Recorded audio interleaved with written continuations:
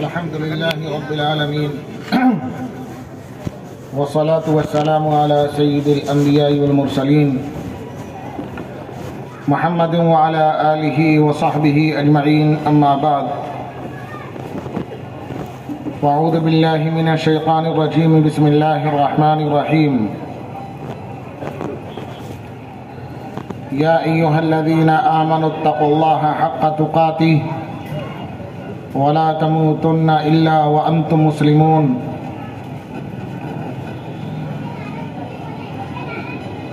وقال تعالى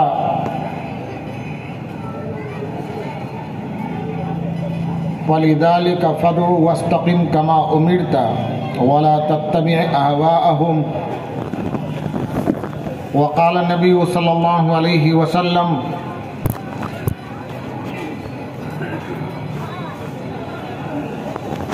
يحمل هذا العلم من كل خلف عدول ينفون عنه تحريف الغالين وانتحال المبطلين وتعويل الجاهلين أو كما قال عليه الصلاة والسلام صدق الله العظيم وصدق رسوله النبي الكريم.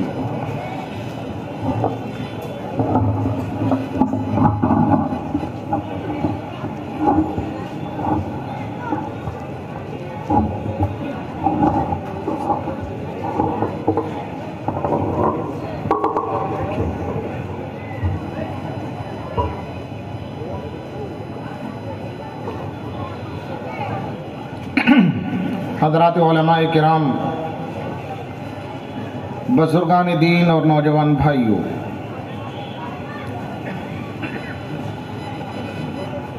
آپ کی اس بستی میں پہلی بار حاضری کی سعادت حاصل ہوئی،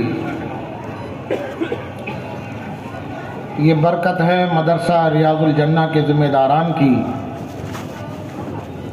انہوں نے مجھے یہاں حاضری کا اور کچھ دین کی گفتگو کرنے کا موقع عنایت فرمایا۔ اللہ تعالیٰ ان کی محبتوں کو قبول فرمائے اور ان کے جذبات کو مہمیز لگائے۔ بزرگوں، یہاں علماء کی بڑی تعداد موجود ہے اور ماشاءاللہ سب مسلک حقہ کے پیروں ہیں۔ دارالعلوم دیوبند کے فضلاء کی بہت بڑی تعداد ہے جو دین کی خدمت بہت عمدہ طریقے سے یہاں انجام دے رہی ہے۔ میں تو ابھی چند ساعت پہلے یہاں اس بستی میں حاضر ہوا ہوں، لیکن یہاں کے ماحول کو دیکھ کر، نوجوانوں کی شکل و صورت کو دیکھ کر، محلے کے حالات کو دیکھ کر یہ اندازہ ہوتا ہے کہ علماء کرام نے یہاں دین کی زمام کو مضبوطی سے تھامے رکھا ہے۔ مجھے اس مجمع میں حاضر ہو کر بھی ایک چیز پر بہت خوشی ہو رہی ہے کہ سامعین میں اور جو سامنے ہمارے مجمع بیٹھا ہوا ہے، اس میں بڑا طبقہ نوجوانوں کا ہے۔ بزرگ بھی ہیں لیکن نوجوانوں کی تعداد زیادہ ہے۔ اس چیز کو دیکھ کر بہت خوشی ہو رہی ہے، اس لیے کہ ہم جانتے ہیں کہ ہم مولویوں کے حصے میں نوجوان نہیں آتے، مولویوں کے حصے میں نوجوان بہت کم آتے ہیں۔ نوجوان آتے ہیں کرکٹ کے حصے میں، نوجوان آتے ہیں چوراہوں کے ہوٹلوں کے حصے میں۔ ہمارے حصے میں وہ بزرگ آتے ہیں کہ جن کے گھٹنے دم دے گئے، جن کے ہاتھوں میں کپ کپی تاری ہونے لگی، جن کی آنکھوں نے کام کرنا چھوڑ دیا۔ اب وہ جانتے ہیں کہ اب ہم دنیا کی اٹھا پٹک کے لائق نہیں رہے، اب ہمیں آخرت کی تیاری کرنی چاہیے، وہ ہم مولویوں کے حصے میں آتے ہیں۔ لیکن میں مبارکباد پیش کرتا ہوں ان نوجوان علماء اور بزرگ علماء دین کو جنہوں نے اس شہر کا ماحول ایسا بنایا ہوا ہے کہ جوانوں کی بڑی تعداد اپنی وضاقتہ، اپنے تہذیب اور کلچر کے اعتبار سے سنت سے معمور ہے۔ بزرگوں، ایک بات یاد رکھنے کی ہے، حالات سازگار ہوں یا ناسازگار ہوں، جو میں بات عرض کر رہا ہوں توجہ سے سننے کی ہے۔ علماء کرام سے میں اس درخواست کے ساتھ یہ بات عرض کر رہا ہوں کہ اگر کچھ غلطی ہو جائے تو میری اصلاح فرما دیں گے۔ حالات سازگار ہوں یا ناسازگار ہوں، اقتدار، قوت، طاقت، تعداد، کثرت، مال و دولت اپنے ہاتھ میں ہو یا اپنے ہاتھ میں نہ ہو، جو قوم ایک مضبوط دین رکھتی ہے، جس قوم کے پاس اپنے دین کا ایک فلسفہ اور ایک آئیڈیالوجی ہوتی ہے، جس کے پاس اپنی دینی منصوبہ بندی، دینی پالیسی ہوتی ہے، اگر وہ اپنے دین کو مضبوطی سے پکڑے رہے تو دنیا کی کوئی قوم اسے مٹانے کی طاقت نہیں رکھتی۔ یہ بالکل ایک واضح حقیقت ہے، بالکل روز روشن کی طرح آیا حقیقت ہے۔ علماء یہاں موجود ہیں، وہ شاید اس بات کی تائید کریں گے، صرف نبی اکرم صلی اللہ علیہ وسلم کے زمانے سے ہی نہیں، نبی اکرم صلی اللہ علیہ وسلم کے زمانے سے پہلے جو دیگر انبیاء کرام اللہ تبارک و تعالیٰ نے دنیا میں مبعوث فرمائے، خاص طور سے حضرت نوح علیہ السلام، حضرت ابراہیم علیہ السلام، حضرت لوط علیہ السلام، حضرت موسیٰ علیہ السلام، یہ وہ انبیاء کرام ہیں جن کو اللہ تعالیٰ نے ایک دین کا فلسفہ، ایک تہذیب، ایک کلچر اور سب کی جڑ توحید خداوندی کو لے کر بھیجا۔ حالات موافق نہیں تھے، مخالف تھے، قرآن کریم نے تفصیل سے ان انبیاء کرام کے حالات، ان کی قوم کے حالات کو بیان کیا ہے۔ اس وقت تفصیل کا موقع نہیں ہے، لیکن ان انبیاء کرام نے مخالف حالات کے باوجود اللہ کی طرف سے جو انہیں دین دیا گیا تھا، اس دین کو ہاتھوں سے نہیں چھوڑا، اسے مضبوطی سے پکڑے رہے، اپنی زندگی میں اتارا، زبان سے دعوت بھی دی، اپنی زندگی سے اس پر عمل کا نمونہ، بہترین آئیڈیل بھی پیش کیا، بہترین نمونہ پیش کیا۔ جن کے نصیب میں اللہ نے سعادت لکھی تھی وہ حلقہ بگوش دین ہو گئے اور حلقہ بگوش توحید ہو گئے، انبیاء کرام کی بات کو مان لیا اور وہ زندہ رہے۔ جو مخالف طاقتیں تھیں دنیا میں آج نیست و نابود ہو گئیں، ان کا نام لینے والا کوئی نہیں ہے۔ اللہ کی اس وسیع زمین پر کوئی ایک نام پیش نہیں کیا جا سکتا جو ان مخالفین کی نسلوں سے ہو جنہوں نے انبیاء کرام کو ستایا اور ان کی مخالفت کی۔ میں نے ابھی عرض کیا کہ میں اس تفصیل میں جانے نہیں چاہتا، میں ایک بات عرض کر دوں۔ سورہ شورا کے اندر اللہ تبارک و تعالیٰ نے ایک آیت میں حضرت نوح علیہ السلام کا تذکرہ کیا۔ شرع لکم من الدین ما وصی بہ، نوح سے شروع ہوتی ہے بات۔ حضرت نوح علیہ السلام کا تذکرہ کیا، حضرت ابراہیم کا تذکرہ کیا، حضرت موسیٰ علیہ السلام کا تذکرہ کیا۔ ان 3-4 اولو العزم پیغمبروں کا تذکرہ اس لیے کیا کہ انہیں مخالفت کا شدید ترین سامنا کرنا پڑا تھا اور شدید ترین مخالفت تھی، اور ان کا تذکرہ کرنے کے بعد نبی اکرم صلی اللہ علیہ وسلم کو حکم دیا گیا وَلِذَلِكَ فَادْعُ وَاسْتَقِمْ كَمَا أُمِرْتَ وَلَا تَتَّبِعْ أَهْوَاءَهُمْ کہ اے نبی، یہ حالات دنیا میں آئے ہیں، آپ کے ساتھ بھی پیش آ رہے ہیں، یہ مکی زندگی کا دور ہے۔ مکہ مکرمہ کے اندر جب نبی اکرم صلی اللہ علیہ وسلم توحید کی دعوت لے کر کے کھڑے ہوئے اور بت پرستی کو چھوڑ کر توحید کی طرف آنے کی دعوت دی، صفا پہاڑ کے اوپر کھڑے ہو کر یا ایھا المدثر قم فانذر کے حکم کے بعد جب قوم قریش کو للکارا اور ایک ایک کا نام لے کر پکار کر کے توحید کی طرف آنے کی دعوت دی، زمین دشمن ہو گئی، آسمان دشمن ہو گیا۔ میں ان حالات کو ابھی تفصیل سے بیان نہیں کروں گا، میں جو مقصد ہے جو بیان کرنا چاہتا ہوں میں دھیرے دھیرے وہاں تک پہنچ جاؤں گا، آپ سمجھ جائیں گے کہ میں کیا کہنا چاہتا ہوں۔ بس اللہ سے دعا کریں کہ کوئی مفید بات ہی زبان سے ادا کرائے جو میرے لیے بھی مفید اور آپ کے لیے بھی مفید ہو۔ نبی اکرم صلی اللہ علیہ وسلم کو مکہ مکرمہ کے مخالف فضا میں، مخالف ماحول میں، اتنا شدید مخالف ماحول کہ صحابہ کرام کے مشقتیں برداشت کرنے کے واقعات آپ نے بہت سنے ہیں۔ میں تو ایک چیز آپ کو سنا دوں، ہمارے اکابر میں حضرت مولانا مناظر حسن گیلانی رحمۃ اللہ علیہ ہیں، ان کی کتاب سیرت پر النبی الخاتم کتاب ہے اور بڑی بہترین کتاب ہے۔ حضرت مولانا علی میاں ندوی رحمۃ اللہ علیہ نے اس پر تبصرہ کرتے ہوئے لکھا ہے کہ النبی الخاتم کو پڑھتے ہوئے ایسا لگتا ہے کہ جیسے انجیل پڑھ رہے ہیں اور آسمانی کتاب انجیل کی جھلک دکھائی دیتی ہے۔ اتنی عمدہ کتاب مولانا مناظر حسن گیلانی لکھی ہے۔ صحابہ کرام کے مشقتوں کا تذکرہ کرتے ہوئے انتہائی تھوڑے سے الفاظ میں حضرت مولانا مناظر حسن گیلانی نے لکھا ہے۔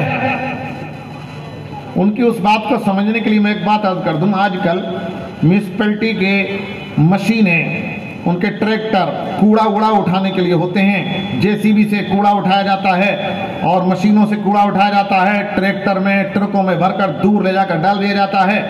کوئی کتا کہیں مر گیا اسے بھی اسی میں بھر کر لے جاتے ہیں۔ پرانے زمانے میں مشینیں نہیں تھیں، اس وقت میں کتا اگر کہیں کسی آبادی میں مر جاتا تھا، مہتر، بھنگی، صفائی کرنے والے کرمچاری، نگر پالکا کے ملازمین، میونسپل بورڈ کے ملازمین اس کے پیر میں رسی باندھتے تھے اور رسی باندھ کر گھسیٹتے ہوئے آبادی کے باہر لے جا کر ڈال دیتے تھے۔ اب سنیے بات، حضرت مولانا مناظر حسن گیلانی رحمۃ اللہ علیہ لکھتے ہیں کہ اس آسمان کی آنکھوں نے اور اس زمین نے ایسے مہتر دیکھے تھے، ہمیشہ سے دیکھے تھے ایسے مہتر کہ جنہوں نے مرے ہوئے کتوں کے پیر میں رسی باندھی اور گلیوں میں گھسیٹتے ہوئے وہ کتے کو لے کر بستی اور آبادی کے باہر لے جا کر کے انہوں نے پھینک دیا۔ تو مرے ہوئے کتے کے پیر میں رسی باندھ کر گھسیٹنے والے مہتروں کو اس آسمان نے دیکھا تھا، اس زمین نے دیکھا تھا، لیکن مکے کی زمین نے ایسے مہتر بھی دیکھے تھے جنہوں نے مرے ہوئے کتوں کے پیروں میں نہیں، جیتے جاگتے انسانوں کے پیروں میں رسی باندھی تھی اور اپنے اوباشوں کے حوالے کر دیا تھا۔ مکے کی گلیوں میں وہ جیتے جاگتے انسانوں کو، ایمان کی دولت رکھنے والے، اللہ کے دین کی دولت کو اپنے سینے میں سمائے ہوئے حضرات، جو یوں کہہ لیجئے کہ روئے زمین پر وہ مقدس شخصیات تھیں کہ ان کے وجود سے زمین قائم تھی، ان کے وجود سے آسمان موجود تھا، ان کے وجود کی برکت سے سورج اور چاند گردش کر رہے تھے۔ اگر ان صحابہ کا وجود نہ ہوتا شاید زمین اسی وقت ختم کر دی گئی ہوتی۔ ایسے صحابہ کرام کے پیروں میں رسی باندھ کر مکے کے مہتروں نے مکے کی گلیوں میں گھسیٹا، مکے کی گلیوں میں گھسیٹ کر تپتی ہوئی چٹان پر، ریت پر ان کو لٹا دیا جاتا، سینے پر بھاری سی چٹان رکھ دی جاتی کہ کروڑ لینے نہ پائیں، تپتی ہوئی چٹان پر پیٹ چپکی ہوئی ہوتی تھی، لیٹے رہتے تھے، لیکن کیا مجال کہ وہ اپنے دین کو چھوڑ دیں۔ انہوں نے دین کو نہیں چھوڑا، دین کو نہیں چھوڑا۔ قوم مسلم آج بھی زندہ ہے اور انشاءاللہ زندہ رہے گی۔ میں یہ بات عرض کر رہا ہوں، دو لفظوں میں یاد رہے، جو قوم اپنے دین کو مضبوطی سے پکڑے رہتی ہے، جو قوم اپنی تہذیب کو، اپنی توحید کو، اللہ کے احکام کو، نبی کی لائی ہوئی دعوت کو اپنے سینے سے لگائے رہتی ہے، اپنے گردن میں اس کا قلادہ ڈالے رہتی ہے، اس کے ہار کو اپنے گردن سے نکال کر نہیں پھینکتی، حالات سازگار ہو تو ناسازگار ہو تو، موافق ہو تو ناموافق ہو تو، اس قوم کا وجود برقرار رہتا ہے۔ کوئی طاقت دنیا کے اندر اسے مٹاتی نہیں مٹا پاتی ہے۔ اسی لیے مکہ کے مخالف ماحول میں نبی اکرم صلی اللہ علیہ وسلم کو یہ حکم دیا گیا تھا، وَلِذَلِكَ فَادْعُوا، 3-4 انبیاء اکرام کا تذکرہ کیا اور ان کے اوپر آنے والی دشواریوں کی طرف اشارہ کیا گیا اور ان کی مضبوطی کو بیان کیا گیا کہ انہوں نے کس طریقے سے دین کو مضبوطی سے پکڑے رکھا۔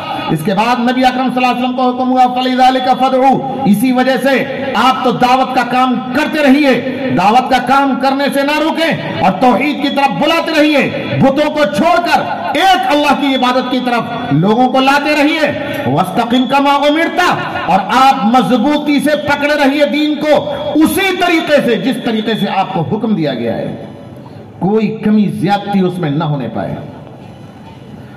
علماء یہاں موجود ہیں، ان سے پوچھتے رہیے گا تفصیل وَاسْتَقِمْ كَمَا أُمِرْتَ کے الفاظ کے اندر کتنی جامعیت ہے۔ استقامت کا مطلب ہوتا ہے ٹس سے مس نہ ہونا، پیر جہاں جما دیا جم گئے، دشمن طاقتیں پورے ریلے کے ساتھ آتی ہیں، پیچھے ہٹانا چاہتی ہیں، لیکن کیا مجال کہ پیر میں کوئی لغزش آ جائے، مضبوطی کے ساتھ جمے رہیں اور کسی قسم کی کوئی کمی اور دین کے اندر نقص نہ آنے دیں۔ قرآن کہتا ہے کما امرتا، جیسا آپ کو حکم دیا گیا ہے، اللہ نے جیسا حکم دیا ہے، دین کی ہو بہو شکل جیسی کی تیسی، بالکل جس کی تس وہی شکل و صورت پکڑے رہیے جو اللہ نے آپ کو حکم دیا ہے، اس میں کسی قسم کا تغیر و تبدل نہ ہونا چاہیے۔ دشمنان اسلام یہ چاہتے ہیں کہ آپ ان کے آباء و اجداد کے مذہب پر آ جائیں، وَلَا تَتَّبِعْ أَهْوَاءَهُمْ، آپ ان کی خواہشات کی اتباع نہ کریں، آپ ان کی خواہشات کی اتباع نہ کریں۔ اگر آپ نے خواہشات کی اتباع کر لی تو پھر اللہ تبارک و تعالیٰ کی ہاں آپ کے اعمال بھی ہفت ہو جائیں گے، خسارے کا شکار ہو جائیں گے، آپ کو بھی کوئی بچانے والا نہیں ہوگا۔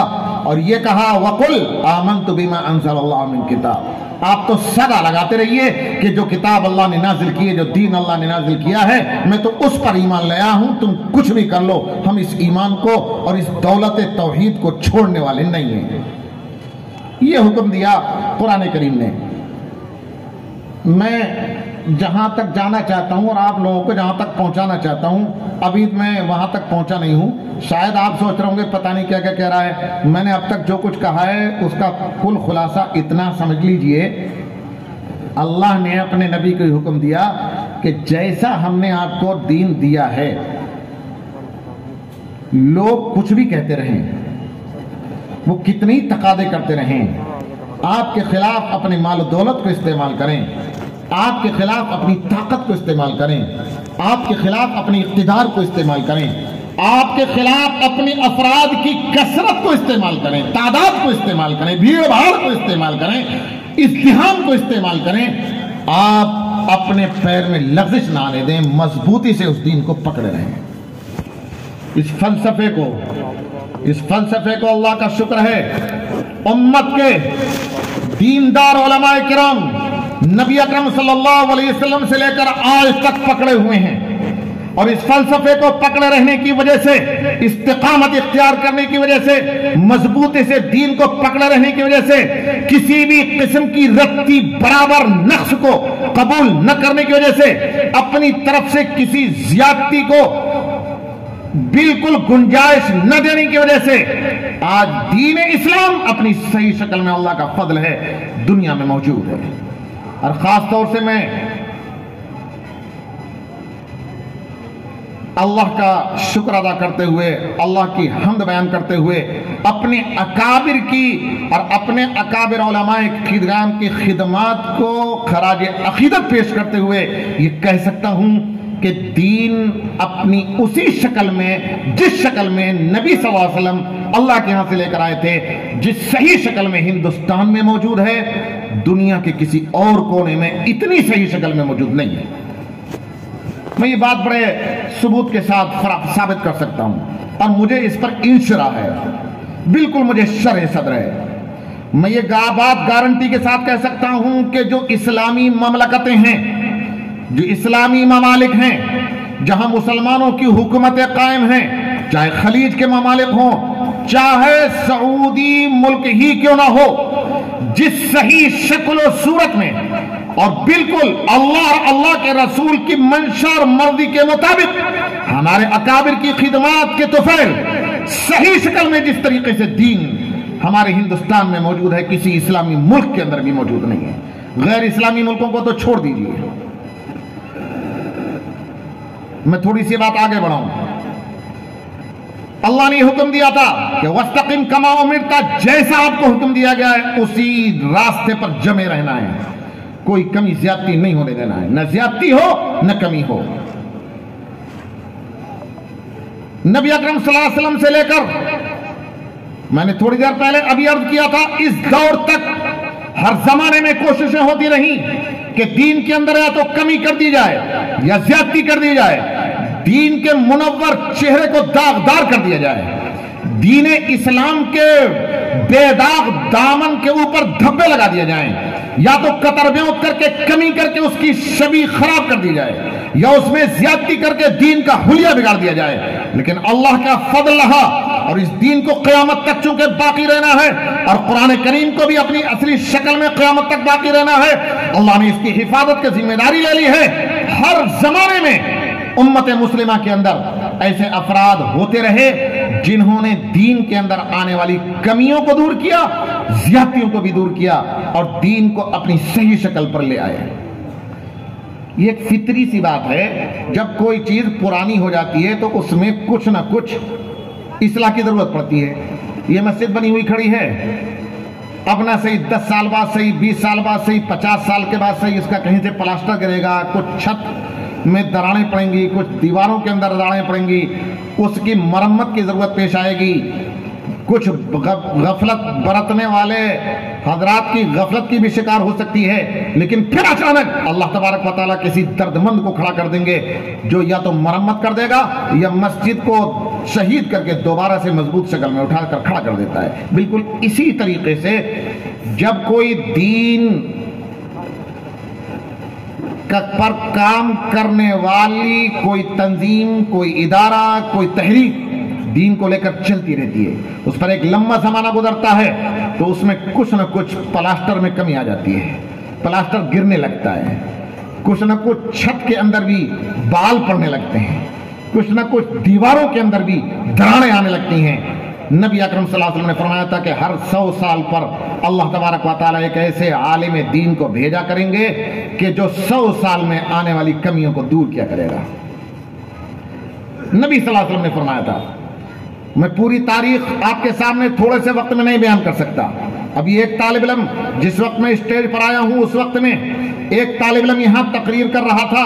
میں کہہ سکتا ہوں کہ دین میں کمی کی پہلی مثال نبی اکرم صلی اللہ علیہ وسلم کے آنکھ بند ہوتے ہی پیش آئی. نبی اکرم صلی اللہ علیہ وسلم کی آنکھ بند ہوئی, نبی اکرم صلی اللہ علیہ وسلم اس دنیا سے رخصت ہوئے. آپ صلی اللہ علیہ وسلم نے دنیا سے پردہ فرمایا, اور پردہ فرماتے ہی غیروں کی طرف سے نہیں, یہ بات یاد رکھیے گا, میں ایک جملہ بول رہا ہوں, غیروں کی طرف سے نہیں, اپنے گھر کے اندر سے, غیروں کی طرف سے نہیں, اپنے گھر کے اندر سے, ان لوگوں سے کہ جو نبی اکرم صلی اللہ علیہ وسلم کے زمانے میں ایمان قبول کر چکے تھے, مسلمان ہو چکے تھے, احکام الہیہ کی پابندی کرتے تھے. نبی اکرم صلی اللہ علیہ وسلم کے رخصت ہوتے ہی انہوں نے دین میں تھوڑی سی کمی لانی چاہی, اور نبی اکرم صلی اللہ علیہ وسلم کے زمانے کے بعد حضرت ابوبکر کا زمانہ آتا ہے, زکوٰۃ دینے سے انکار کر دیا. صرف ایک حکم کے اندر نقص لانا چاہا, کمی لانی چاہیے. انہوں نے یہ کہہ دیا کہ ہم نبی اکرم صلی اللہ علیہ وسلم کے زمانے میں زکوٰۃ دیا کرتے تھے, جب آقا صلی اللہ علیہ وسلم نہیں ہیں تو ہم زکوٰۃ نہیں دیں گے. اللہ کے دین کے اندر جب کمی آتی دکھائی دی تو خلیفہ اول حضرت ابوبکر صدیق رضی اللہ تعالیٰ عنہ اپنی جان ہتھیلی پر لے کر کے کھڑے ہو گئے اور ایک تاریخی جملہ بولا جو رہتی دنیا تک ضرب المثل کے طور پر استعمال ہوتا رہے گا. یہ کہا تھا ایونقص فی الدین وانا حی, کیا دین میں کمی ہو جائے اور ابو بکر زندہ رہے؟ ابو بکر کی رگوں میں جب تک خون دوڑ رہا ہے دین میں کوئی کمی نہیں آنے دے گا. سب سے پہلی کوشش دین میں کمی کی اسی وقت ہوئی تھی. میں نے ایک بات بولی ہے, اسے توجہ, اس پر توجہ دینے کی ضرورت ہے. میں نے یہ کہا ہے کہ غیروں کی طرف سے نہیں, یہ عیسائیوں کی طرف سے حملہ نہیں ہوا تھا, یہ یہودیوں کی طرف سے حملہ نہیں ہوا تھا, ایمان والوں کی طرف سے اور مسلمانوں کی طرف سے ایک شریعت کے حکم پر حملہ ہوا تھا. انہوں نے زکوٰۃ دینے سے انکار کیا تھا, لیکن مسلمانوں میں سے ہی نبی اکرم صلی اللہ علیہ وسلم کا پہلا خلیفہ کھڑا ہو گیا اور اس قدر شدت کے ساتھ کہ وہ حضرت عمر کہ جن کو شدید ترین آدمی اور سخت مزاج کا سمجھا جاتا تھا وہ تک نرم پڑ گئے. حضرت ابو بکر کے پاس جا کر کے کہا کہ اے خلیفۃ المسلمین، کیا آپ زکوٰۃ کا انکار کرنے والوں کے خلاف جہاد کریں گے؟ لوگ یہ کہیں گے کہ اپنے مسلمانوں کے خلاف جہاد کر رہے ہیں. حضرت ابو بکر نے ان کو للکارا اور یہ کہا، عمر کیا بات کرتے ہو؟ اجبار فی الجاہلیہ وخوار فی الاسلام. زمانہ جاہلیت کے اندر بڑے شجاع، بڑے بہادر، بڑے جبر والے بنتے تھے اور کوئی کمی دیکھنا برداشت نہیں تھا آپ کو. اب آپ کو اللہ نے ایمان کی دولت سے نواز دیا اور ایمان کی عزت اور سرفرازی عطا کر دی.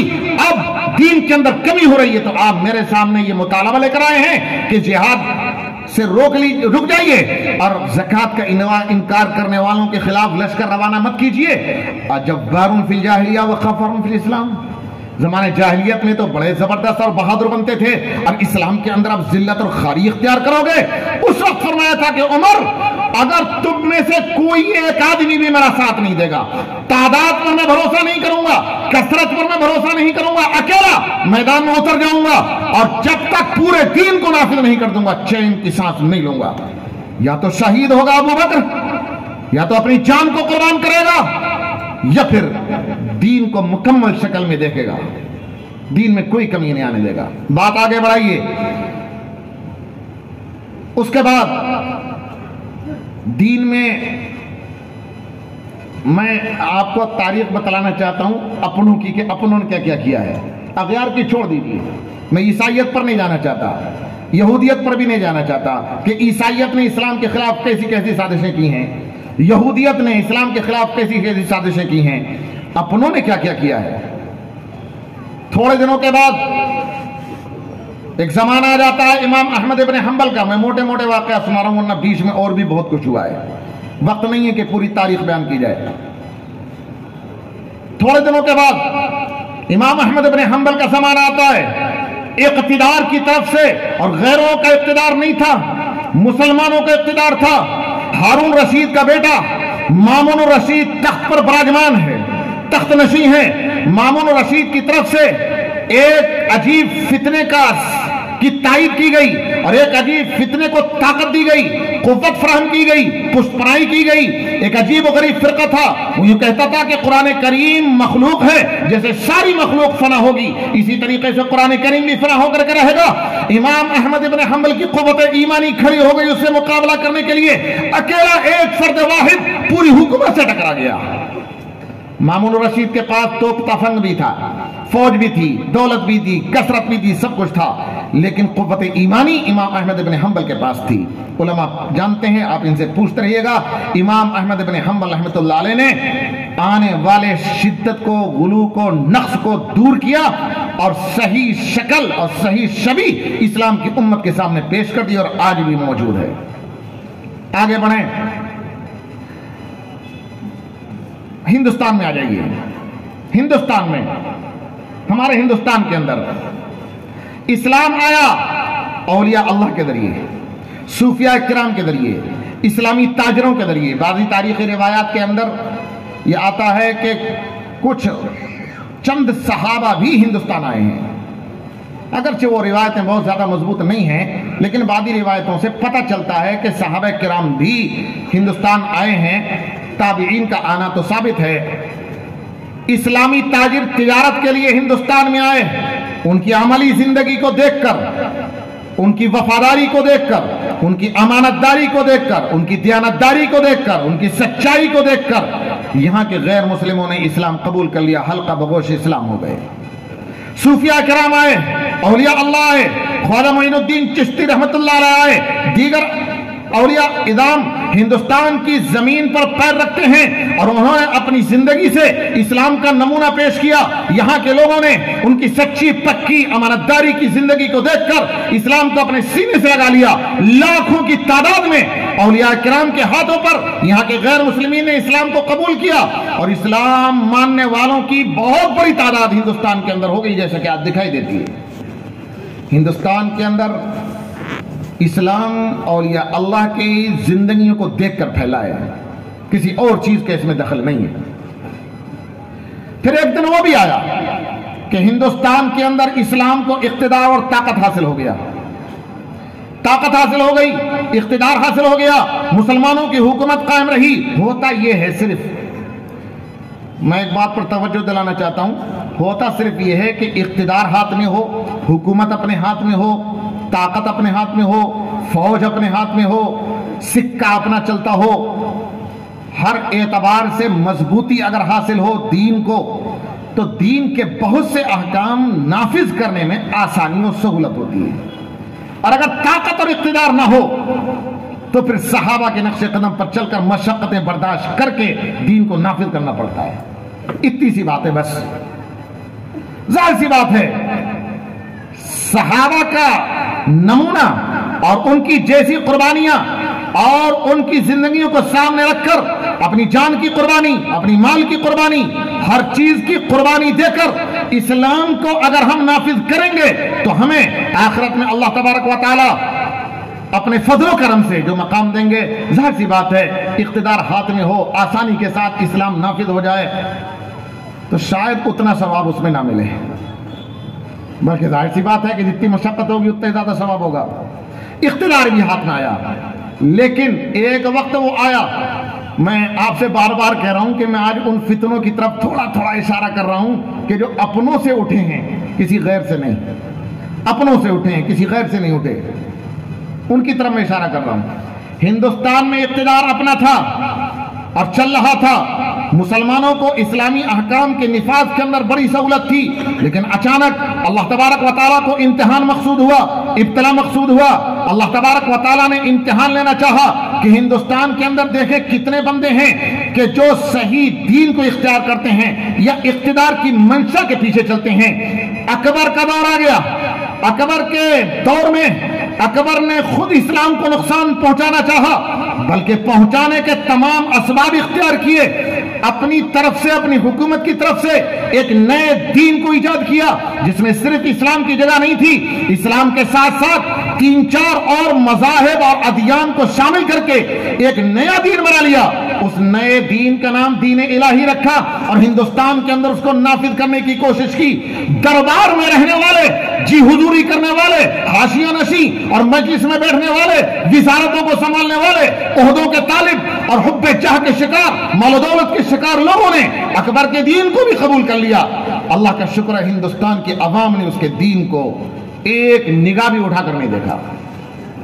آپ پوچھئے علماء سے، اکبر کی حکومت ہے ہندوستان میں، اکبر کی ہندوستان میں حکومت ہے، فوج اس کے پاس ہے، ہتھیار اس کے پاس ہے، تو تفنگ اس کے پاس ہے، دولت اس کے پاس ہے، بلکہ میں سچی بات کہوں، میرے ناقص مطالعے کے مطابق، یہ علماء کرام اگر میں غلط کہوں گا تو اصلاح کر دیں گے، میرے ناقص مطالعے کے مطابق اکبر کے پاس جو دولت، جو اقتدار، جو فوج تھا، پوری دنیا میں دوسرے نمبر کی طاقت تھی۔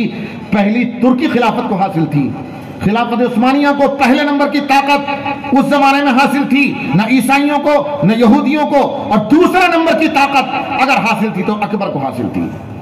ہندوستان میں دولت کی کمی نہیں تھی، ذہین ترین، قابل ترین افراد اکبر کو حاصل تھے۔ یہ علماء سے پوچھئے، ابو الفیض اور فیضی جیسے ذہین ترین آدمی اکبر کے دربار کے اندر موجود تھے، جنہوں نے قرآن کریم کی ایسی تفسیر لکھ دی کہ جس میں ایسے حروف کو استعمال کیا گیا کہ جس میں کوئی نقطہ نہیں ہوتا ہے، بغیر نقطے کی تفسیر اکبر کے درباری عالم نے لکھی۔ ایسے ذہین ترین افراد موجود تھے اور اسے فراہم تھے۔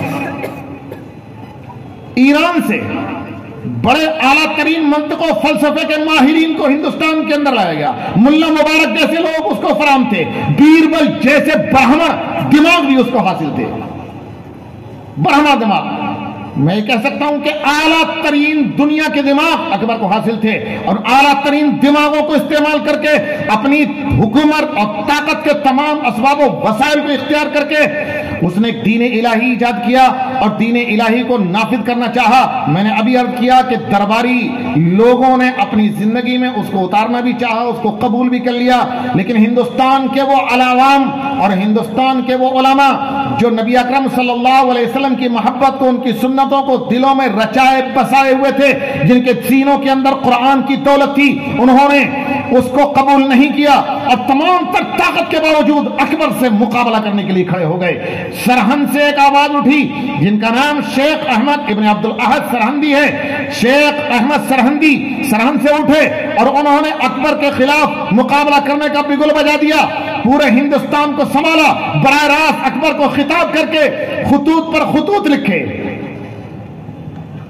خطوط پر خطوط براہ راست اکبر کو لکھے، اکبر کو متنبہ کیا کہ دین کو بس کرنا چاہتا ہے، ہم اس دین کو قبول نہیں کریں گے۔ عوام میں اتر گئے، اپنے خلفاء کو، اپنے شاگردوں کو اتار دیا اور عوام کے اندر ایک ماحول بنا دیا کہ اقتدار منہ دیکھتی رہ گئی، اقتدار اور حکومت منہ دیکھتی رہ گئی، عوام نے اس کے دین کو قبول نہیں کیا۔ میں تھوڑی دیر کے لیے ایک بات عرض کرنا چاہتا ہوں، میں پھر اپنے اسی موضوع پر آ جاؤں گا جس کو میں بیان کر رہا ہوں۔ ایک بات پر غور کیجئے گا، ہر دن کے بعد اگلا دن بگاڑ کا آتا ہے، یہ ایک فطری بات ہے اور ہر آدمی جانتا ہے۔ ہر جو دن گزرتا ہے اس دن کے بعد اگلا دن بگاڑ کا آتا ہے۔ آج سے 10 سال پہلے کا ماحول دیکھ لیجئے، آج کا ماحول دیکھ لیجئے کس قدر بگاڑ کا ہے۔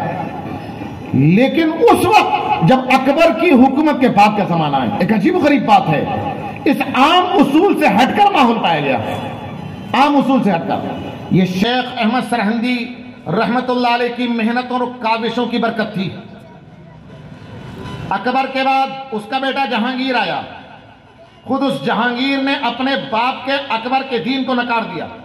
میں یہ نہیں کہتا کہ جہانگیر اپنے وقت کا ولی تھا، اس کے اندر بھی سینکڑوں خامیاں تھیں، لیکن اکبر کے مقابلے میں بہتر تھا۔ عام ضابطہ تو یہ ہے کہ آج کے مقابلے میں آئندہ کل فتنے والا آتا ہے اور بدتر آتا ہے، بری حالت میں آتا ہے، لیکن اکبر کے بعد جہانگیر کا دور آیا، اکبر کے مقابلے میں بہتر تھا۔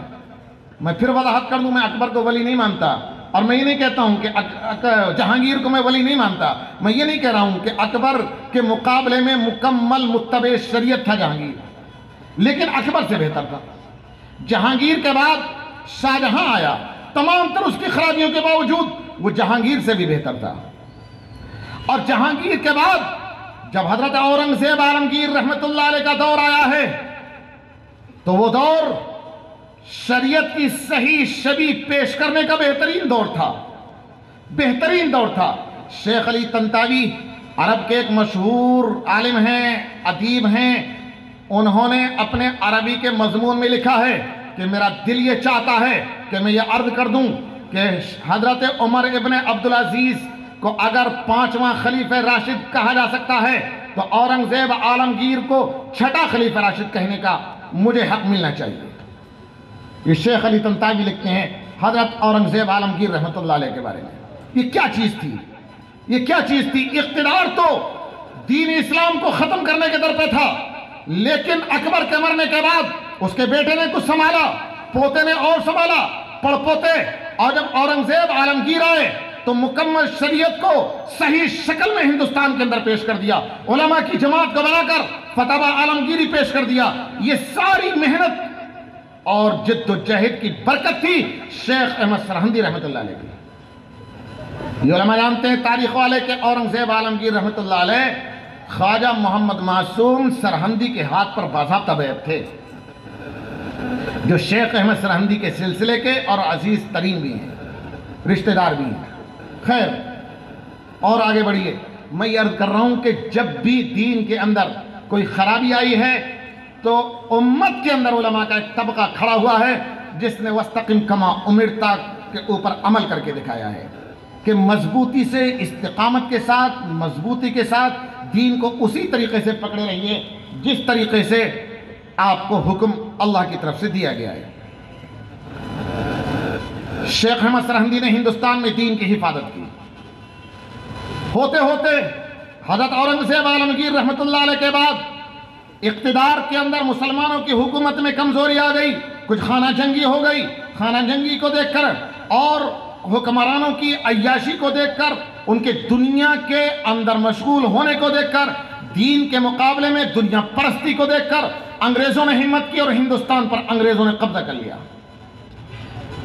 اب یہی آگے کی وہ چیز ہے جو اصل میں بیان کرنا چاہتا ہوں۔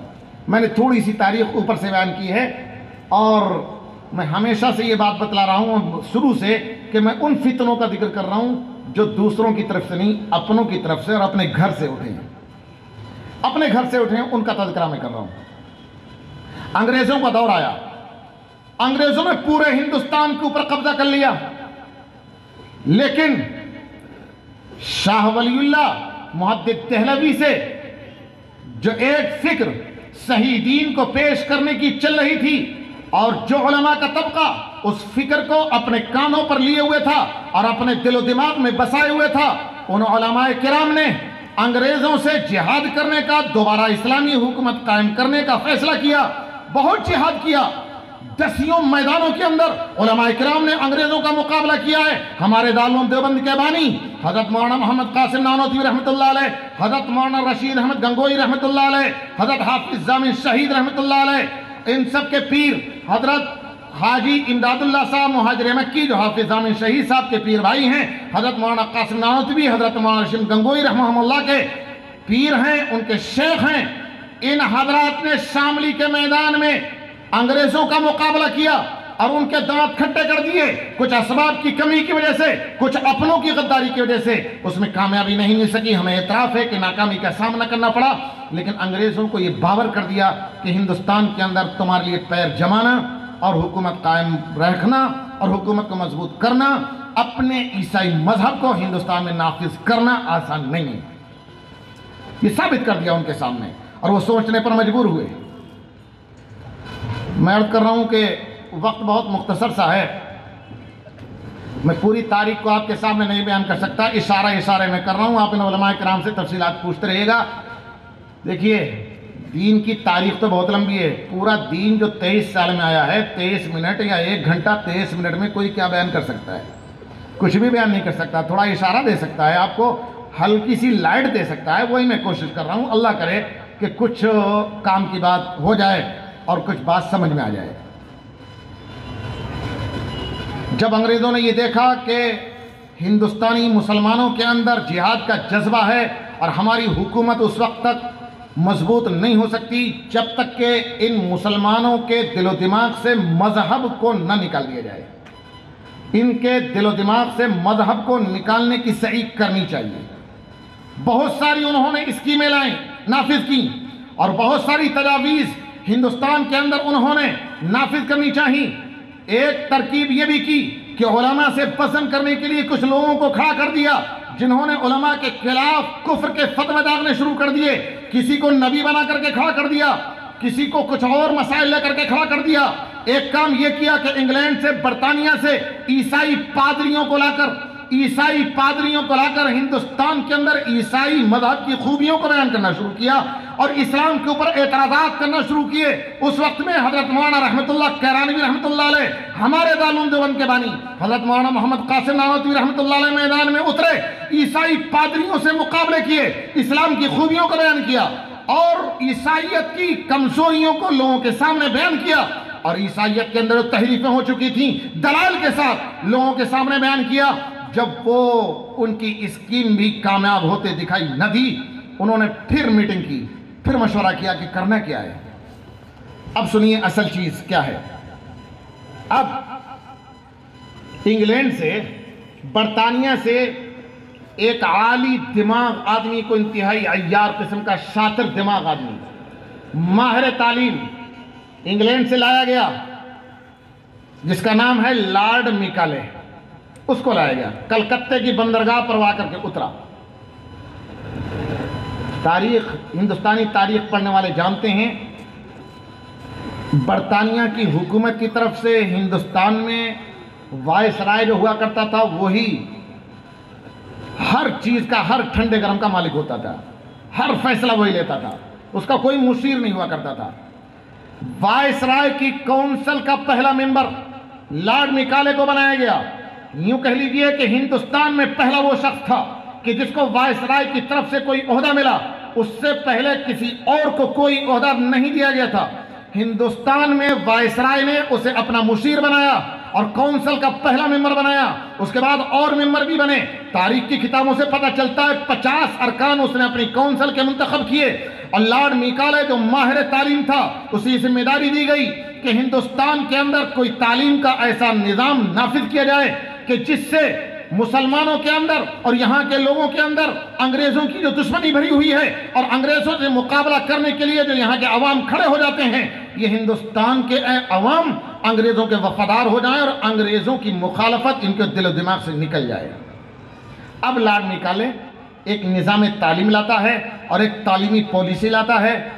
آج کل بھی ہماری حکومت ایک نئی تعلیمی پالیسی لائی ہے، جدید تعلیمی پالیسی، ماڈرن ایجوکیشن پالیسی 2022۔ آپ مجھ سے زیادہ جانتے ہیں، ہم تو مدرسے کی باؤنڈری میں بند رہنے والے لوگ ہیں، عصری تعلیم بھی ہم نے نہیں پڑھی، انگریزی ہم نہیں جانتے، کچھ نہیں جانتے، ہمیں اس کے بارے میں تفصیلات معلوم نہیں ہیں۔ نئی پالیسی کے بارے میں آپ ہم سے زیادہ تفصیلات جانتے ہیں۔ یہ بالکل اسی طریقے سے سمجھ لیجیے جیسے موجودہ حکومت نے تعلیم کی ایک پالیسی پیش کی ہے، اسی طریقے سے لارڈ میکالے نے ایک تعلیمی پالیسی بنائی اور تعلیمی پالیسی کو کونسل کے اندر پیش کیا۔ کلکتے کے اندر میٹنگ ہوئی، اتفاق یہ ہوا کہ اس کی تجویز کے خلاف اور اس کی تجویز کے حق میں بالکل آدھے آدھے ووٹ پڑ گئے۔ 50 ارکان تھے، 25 ایک طرف گئے، 25 دوسری طرف گئے۔ لارڈ میکالے نے اپنا ووٹ استعمال کر کے اپنی تجویز کے حق میں اسے اکثریت دلا دی، اور ایک ووٹ کے اکثریت سے، ایک ووٹ کی زیادتی سے اس کی وہ تعلیمی پالیسی کی جو تجویز تھی، وہ قرارداد تھی، وہ منظور ہو گئی۔ حکومت نے فیصلہ کر دیا کہ لارڈ میکالے کے نظام تعلیم کو نافذ کیا جائے۔ اس وقت آگے کی بات اب غور سے سننے کی ہے، اس وقت میں جب لارڈ میکالے کی تعلیمی پالیسی منظور ہو گئی، اس وقت لارڈ میکالے نے بڑے فخر کے ساتھ کہا تھا کہ ہم ہندوستان کے اندر ایسی تعلیمی پالیسی لا رہے ہیں کہ اس تعلیمی پالیسی کے نافذ ہونے کے بعد، اس ایجوکیشن کو حاصل کرنے کے بعد، ہندوستان کے اندر پیدا ہونے والا بچہ پیدائش کے اعتبار سے، اپنے جسم و جثے کے اعتبار سے ہندوستانی ہوگا، لیکن دل و دماغ کے اعتبار سے وہ انگریزوں کا وفادار ہوگا، وہ انگریز ہوگا۔ اس کی سوچ اور اس کی فکر اسلامی نقطہ نظر سے نہیں سوچے گی، اس کی فکر میں اگر کوئی چیز آئے گی تو انگریزوں کی وفاداری آئے گی، انگریزوں کی اسکیموں کو اور انگریزوں کی تجاویز کو وہ ہندوستان کے اندر اپنے اوپر بھی نافذ کرے گا، اپنے خاندانوں میں بھی نافذ کرے گا، اس کے دل و دماغ کو بدل دیا جائے گا۔ دوسرے الفاظ میں یوں کہیے کہ اسلام کو، مذہب اسلام کو دل و دماغ سے کھرچ کر کے پھینک دیا جائے گا۔ اسلام کو، مسلمانوں کو ان کی تہذیب سے، ان کے کلچر سے، ان کے فلسفے دین سے، ان کے مذہب سے کاٹ کر عیسائیت کے رنگ میں رنگ دیا جائے گا اور عیسائیت کے سانچے میں ان کو ڈال دیا جائے گا۔ اب ان کا دل و دماغ اسلام کی طرف کو مائل نہیں ہوگا، عیسائیت کی طرف کو مائل ہوگا۔ اسلام کو ہندوستان سے دیش نکالا دے دیا جائے گا اور عیسائیت ہندوستان کے اندر نافذ ہو جائے گی۔ یہ پالیسی تھی لارڈ میکالے کی۔ اس نے بڑے فخر کے ساتھ کہا تھا کہ پیدائشی اعتبار سے ہندوستانی ہوگا، پیدائش کے اعتبار سے ہندوستانی ہوگا، دل و دماغ کے اعتبار سے ہندوستانی نہیں ہوگا۔ اب ہمارے علماء کرام کو، ہمارے اکابر علماء کرام کو فکر ہوئی ہندوستان میں صحیح دین کیسے محفوظ رہے۔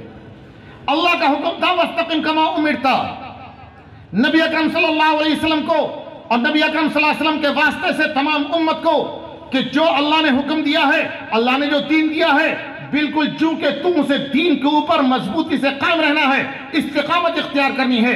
علماء کو فکر ہوئی کہ اب استقامت اختیار کرنے کی کیا شکل ہو، ہندوستانی مسلمانوں کے مذہب کو کیسے بچایا جائے، ان کے حلیے کو کیسے بچایا جائے، ان کو داڑھی کی سنت کی محبت ان کے دلوں میں برقرار رہے کیسے ہو، ان کے کرتا پاجامے کی محبت دلوں میں برقرار رہے کیسے رہے۔ یہ حلیے کو چھوڑ دیجئے، لباس کو چھوڑ دیجئے، نماز کو جاننے والے، روزے کو جاننے والے، ایمان کو جاننے والے، توحید کو جاننے والے ہندوستانی مسلمان باقی رہیں، اور ہندوستانی مسلمانوں کے دل و دماغ سے توحید نہ نکل جائے، ہندوستانی مسلمانوں کے دل و دماغ میں تثلیث اور تین معبود ماننے کا عقیدہ عیسائیوں کا نہ آ جائے، حضرت عیسیٰ کو کہیں معبود نہ بنا بیٹھے، اللہ تبارک و تعالیٰ کے علاوہ دو کو اور معبود، حضرت عیسیٰ کو، روح القدس کو، کہیں تین معبود نہ بنا لیں، یہ چرچوں کے چکر میں لگانے لگیں، گرجا گھر کی محبت ان کے دلوں کے اندر نہ آ جائے، اسلام کی حفاظت اور وَاسْتَقِمْ كَمَا أُمِرْتَ پر عمل کرنے کا طریقہ کیا ہو۔ دن رات غور و فکر کرتے تھے، راتوں کو تہجد پڑھ کے تہجد کے وقت میں اللہ کی بارگاہ میں ہاتھ اٹھاتے تھے، روتے تھے، گڑ گڑاتے تھے، شبانہ روز فکر کے بعد، دن رات کی فکر کے بعد تہجد میں اٹھ کر دعا کر کے اللہ ہندوستان میں اسلام کی حفاظت کی کوئی سبیل پیدا کر دے، اے اللہ اسلام کی حفاظت کی کوئی سبیل پیدا کر دے، دین کے تحفظ کا کوئی ذریعہ پیدا کر دے، اے اللہ حکومت ہمارے ہاتھ میں نہیں، دولت ہمارے ہاتھ میں نہیں ہے، اقتدار پوری طاقت کے ساتھ، پوری قوت کے ساتھ اسلام کو مٹانے کے در پہ ہے، اے اللہ اب ہم اسلام کی حفاظت کیسے کریں گے، مسلمانوں کو کیسے بچائیں گے، توحید اسلام، توحید ہندوستان میں کیسی برقرار رہے گی، تسلیس کے متوالے ہندوستانی گلیوں میں روڈوں پر دندناتے پھر رہے ہیں، اب تیرے توحید کے نام لیواؤں کو، توحید کے متوالوں کو مٹانا چاہتے ہیں، اللہ تیرے قبضے قدرت میں سب کچھ ہے، ہمارے پاس کچھ بھی نہیں ہے، اب ہم کیسے اس کی حفاظت کریں۔ اللہ تعالیٰ نے ان کے دلوں میں بات ڈال دی، علماء کرام کے دلوں کے اندر بات ڈال دی کہ حکومت کے چکر میں مت پڑو، عوام کے چندے پر مدار رکھنے والے مدرسوں کو قائم کر دو، اس میں بچوں کو لا کر کے پڑھاؤ، قرآن کریم کی تعلیم دو، سنتوں کی تعلیم دو۔ یہ میں 1866 کی بات کر رہا ہوں، 1866 کی۔ علماء کرام سر جوڑ کر کے بیٹھے، ان کے دل میں اللہ نے یہ بات ڈال دی، حکومت سے کسی ایک پیسے کی امداد کے بغیر، ان کے تعاون کے بغیر، ان کے ڈونیشن کے بغیر، کسی بھی ایڈ کے بغیر، صرف مسلمانوں کے چندے پر مبنی اور مسلمانوں کے چندے سے چلنے والے مدارس کا جال بچھا دیا جائے، ان مدارس کی برکت سے اسلام اور دین محفوظ رہے گا۔ علماء نے مشورہ کرنے کے بعد پہلا مدرسہ دیوبند کے اندر دارالعلوم دیوبند کے نام سے قائم کر دیا۔ مولانا قاسم نانوتوی، حضرت مولانا رشید احمد گنگوہی، حضرت مولانا ذوالفقار قاری دیوبندی، حضرت حاجی عابدہ علی رحمت اللہ علیہ دیوبندی، ان تمام حضرات نے دیوبند کے اندر ایک مدرسے کی بنیاد ڈالی۔ شاملی کے جہاد میں حضرت حاجی امداد اللہ صاحب مہاجر مکی نے بھی جہاد کیا تھا اور امیر المومنین وہی تھے، ان کے خلاف وارنٹ تھا، وہ مکہ مکرمہ ہجرت کر گئے تھے۔ دارالعلوم دیوبند کی جب بنیاد پڑ گئی، دیوبند کے علاقے کے ایک صاحب کچھ لوگ حج کرنے کے لیے گئے مکہ مکرمہ میں، حاجی امداد اللہ صاحب مہاجر مکی رحمت اللہ علیہ سے ملاقات ہوئی، ان سے کہا کہ حضرت حاجی صاحب آپ دعا فرمائیے، ہم نے دیوبند میں ایک مدرسے کی بنیاد رکھی ہے، اللہ تعالیٰ اس کی مدد فرمائے، اس مدرسے کی کامیابی کے لیے دعا فرمائے۔ مکہ مکرمہ میں حاجی امداد اللہ صاحب مہاجر مکی سے دعا کی درخواست کی۔ تاریخ میں لکھا ہے حضرت حاجی صاحب نے جب یہ جملہ سنا تو آنکھوں سے پھل پھل آنسو نکلنے لگے، آنسو بہہ پڑے، کہا کہ تم یہ کہتے ہو کہ ہم نے مدرسہ قائم کیا ہے، تم یہ کہتے ہو ہم نے مدرسہ قائم کیا ہے، اس مدرسے کی کامیابی کے لیے دعا کیجئے، ہم سے پوچھئے۔ یہ پیشانیوں پر ٹھیڈے پڑ گئیں، سجدے میں پڑے اور صبح کو دعا کرتے کرتے ہم نے حرم میں بیٹھ کر، کعبے کے سامنے بیٹھ کر تہجد کے وقت میں کتنی دعائیں کی ہیں کہ اللہ ہندوستان میں اسلام کے تحفظ کی سبیل پیدا کر دے۔ ہماری دعاؤں کا ثمرہ ہے اور تم ہم سے یہ کہتے ہو کہ دعا کرنا، ہم نے مدرسہ قائم کیا ہے۔ اللہ نے ہماری دعاؤں کو سنا ہے، اللہ نے دل میں بات ڈالی ہے، تم کہتے ہو ہم نے کیا، یہ ہم کہاں سے آ گیا، دل کے اندر ہم کہاں سے آ گیا۔ اللہ سے رو رو کر ہم نے مدرسہ مانگا ہے، ہم نے مدرسہ رو رو کر اللہ تبارک و تعالیٰ سے مانگا ہے، اللہ نے ہمارے لوگوں کے دلوں میں یہ بات ڈالی کہ مدرسہ قائم کر دو۔ مدرسہ محفوظ ہے، مدرسہ قائم کر دیا گیا، دیوبند کا مدرسہ قائم ہوا، مدارس العلوم سہارنپور قائم ہوا، مدرسہ شاہی مراد آباد قائم ہوا، منبر العلوم گلاٹھی قائم ہوا، جامع مسجد امروہہ کا مدرسہ قائم ہوا۔ دیوبند سے پڑھنے والے اور دیوبند سے نکلنے والے علماء کرام نکل گئے ہندوستان کے کونے کونے کے اندر، اور جہاں پہنچے وہیں ایک بیج لگا دیا اور ایک درخت تیار کر دیا، اور اس کے پھل مسلمانوں نے چکھے۔ آج ان مدارس کی دین ہے کہ ہندوستان کے اندر یہ اسلام اپنی صحیح شکل میں موجود ہے، ان مدارس کی دین ہے، ان مدارس نے حفاظ فراہم کیے۔ اگر آج اس مجمع کے اندر یہ نوجوان طبقہ اپنے سروں کے اوپر ٹوپی سجائے بیٹھا ہے، اگر اپنے چہرے کو سنت سے معمور کیے اور سنت سے روشن کیے بیٹھا ہے، تو ان مدارس کی دین ہے۔ ہمارے دارالعلوم دیوبند کے پڑھے ہوئے میں ابھی 2-3 باتیں آپ سے اور عرض کروں گا اور کوشش کروں گا کہ جو وقت ہے جلسے کا وہ وقت ہونے سے پہلے بات پوری ہو جائے. ابھی ہیں 15-16 منٹ، مجھے بتایا گیا ہے 10 بجے تک کا وقت ہے جلسے کا. انشاءاللہ اس وقت میں اپنی بات ختم کر دوں گا. میں ایک بات بہت بہترین بتلانا چاہتا ہوں، توجہ سے سنیں. جس وقت میں ہندوستان، پاکستان، بنگلہ دیش ایک تھا، 1947 سے پہلے تقسیم نہیں ہوئی تھی، اس وقت پاکستان کے ایک عالم گوجرانوالا کے رہنے والے حضرت مولانا سرفراز احمد خان صاحب صفدر رحمۃ اللہ علیہ انتقال ہو گیا. وہ دارالعلوم دیوبند میں پڑھے. حضرت شیخ الاسلام مولانا حسین احمد مدنی کے شاگرد تھے. وہ پڑھ کر کے گئے. انہوں نے بہت دین کی خدمت کی ہے اور اپنوں کی طرف سے جو فتنے کھڑے کیے گئے انہوں نے ان کا بہت شدت سے مقابلہ کیا ہے. 20 کتابیں اسلام کے صحیح شکل کو برقرار رکھنے کے لیے، اسلام کے تحفظ کے لیے لکھی ہیں. علماء ان کا نام سنتے ہی پہچان گئے ہوں گے. ان کے بیٹے ہیں، آج کل موجود ہیں پاکستان کے اندر، بڑے عالم ہیں، مولانا زاہد الراشدی صاحب، بڑے عالم ہیں. انہوں نے انگلینڈ کا دورہ کیا، برطانیہ کا. انگلینڈ کے اندر اللہ کا فضل ہے، بہت سے مدارس قائم ہیں اور دارالعلوم کے فضلہ نے انگلینڈ کے اندر مدارس قائم کیے. دارالعلوم ڈوزبری کے اندر ابھی میری ایک انگلینڈ کے اندر رہنے والے عالم سے ملاقات ہوئی، 15 دن پہلے کی بات ہے. میں پڑوس کے ملک میں بنگلہ دیش میں گیا ہوا تھا، وہاں سلہٹ ایک جگہ ہے، وہاں ملاقات ہوئی. وہ وہیں انگلینڈ میں رہتے ہیں. میں نے وہاں کے مدارس کے احوال ان سے پوچھے.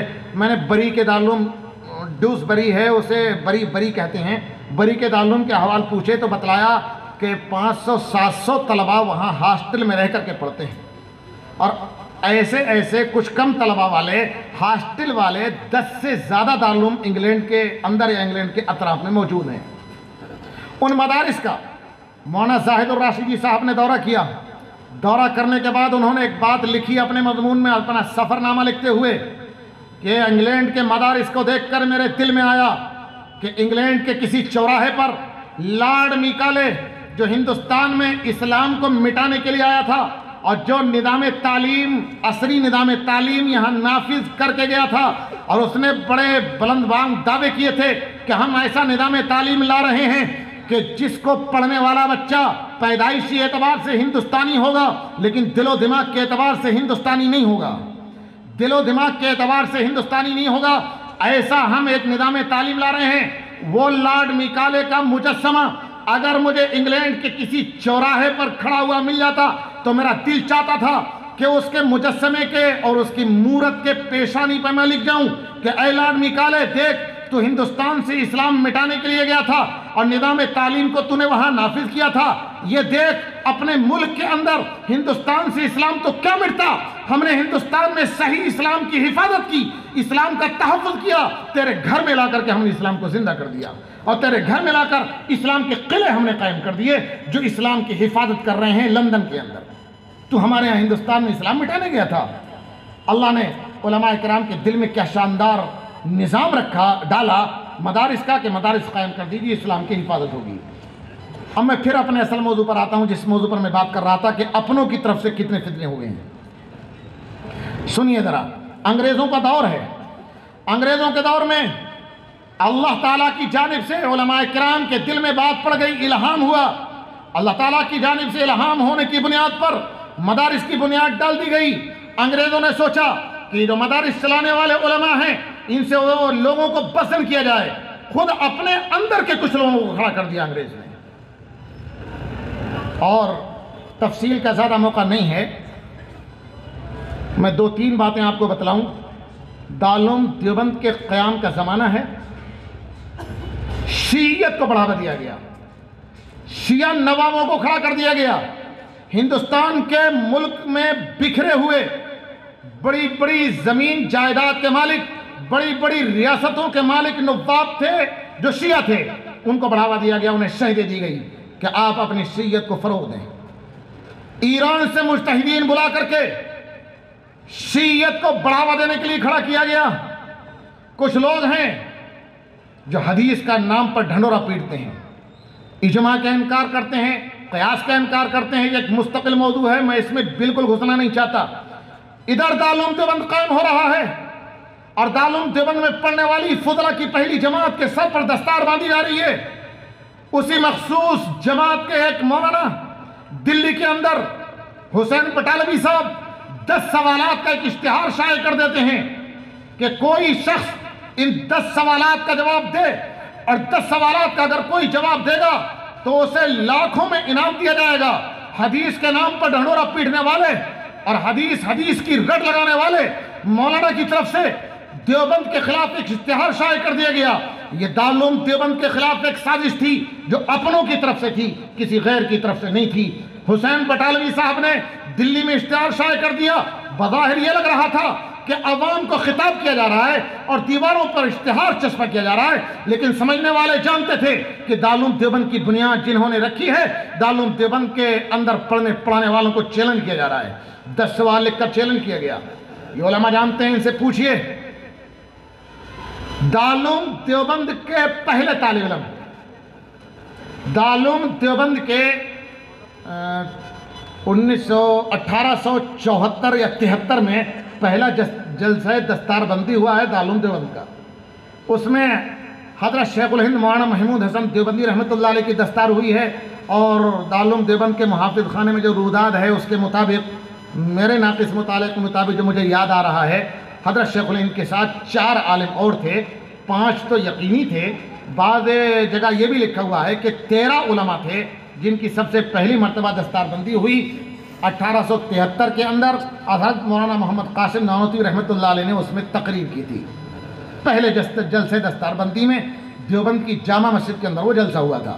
خیر، دارالعلوم دیوبند کے سب سے پہلے سپوت حضرت مولانا قاسم نانوتوی رحمۃ اللہ علیہ کے شاگرد اور دارالعلوم دیوبند کے پہلے فاضل اور پہلے شاگرد شیخ الہند مولانا محمود حسن دیوبندی رحمۃ اللہ علیہ نے، ذرا سنیں، وہ لوگ غور سے سنیں جو یہ کہتے ہیں کہ مدارس نے کیا ہے۔ میں بتلاؤں مدارس نے کیا ہے۔ انگریزوں نے حدیث کا نام لینے والوں کو کھڑا کیا، 10 سوالات پر مشتمل اشتہار شائع کر دیا۔ یہ دیوبند کو پہلا چیلنج تھا اور دیوبند کو بدنام کرنے کی پہلی سازش تھی۔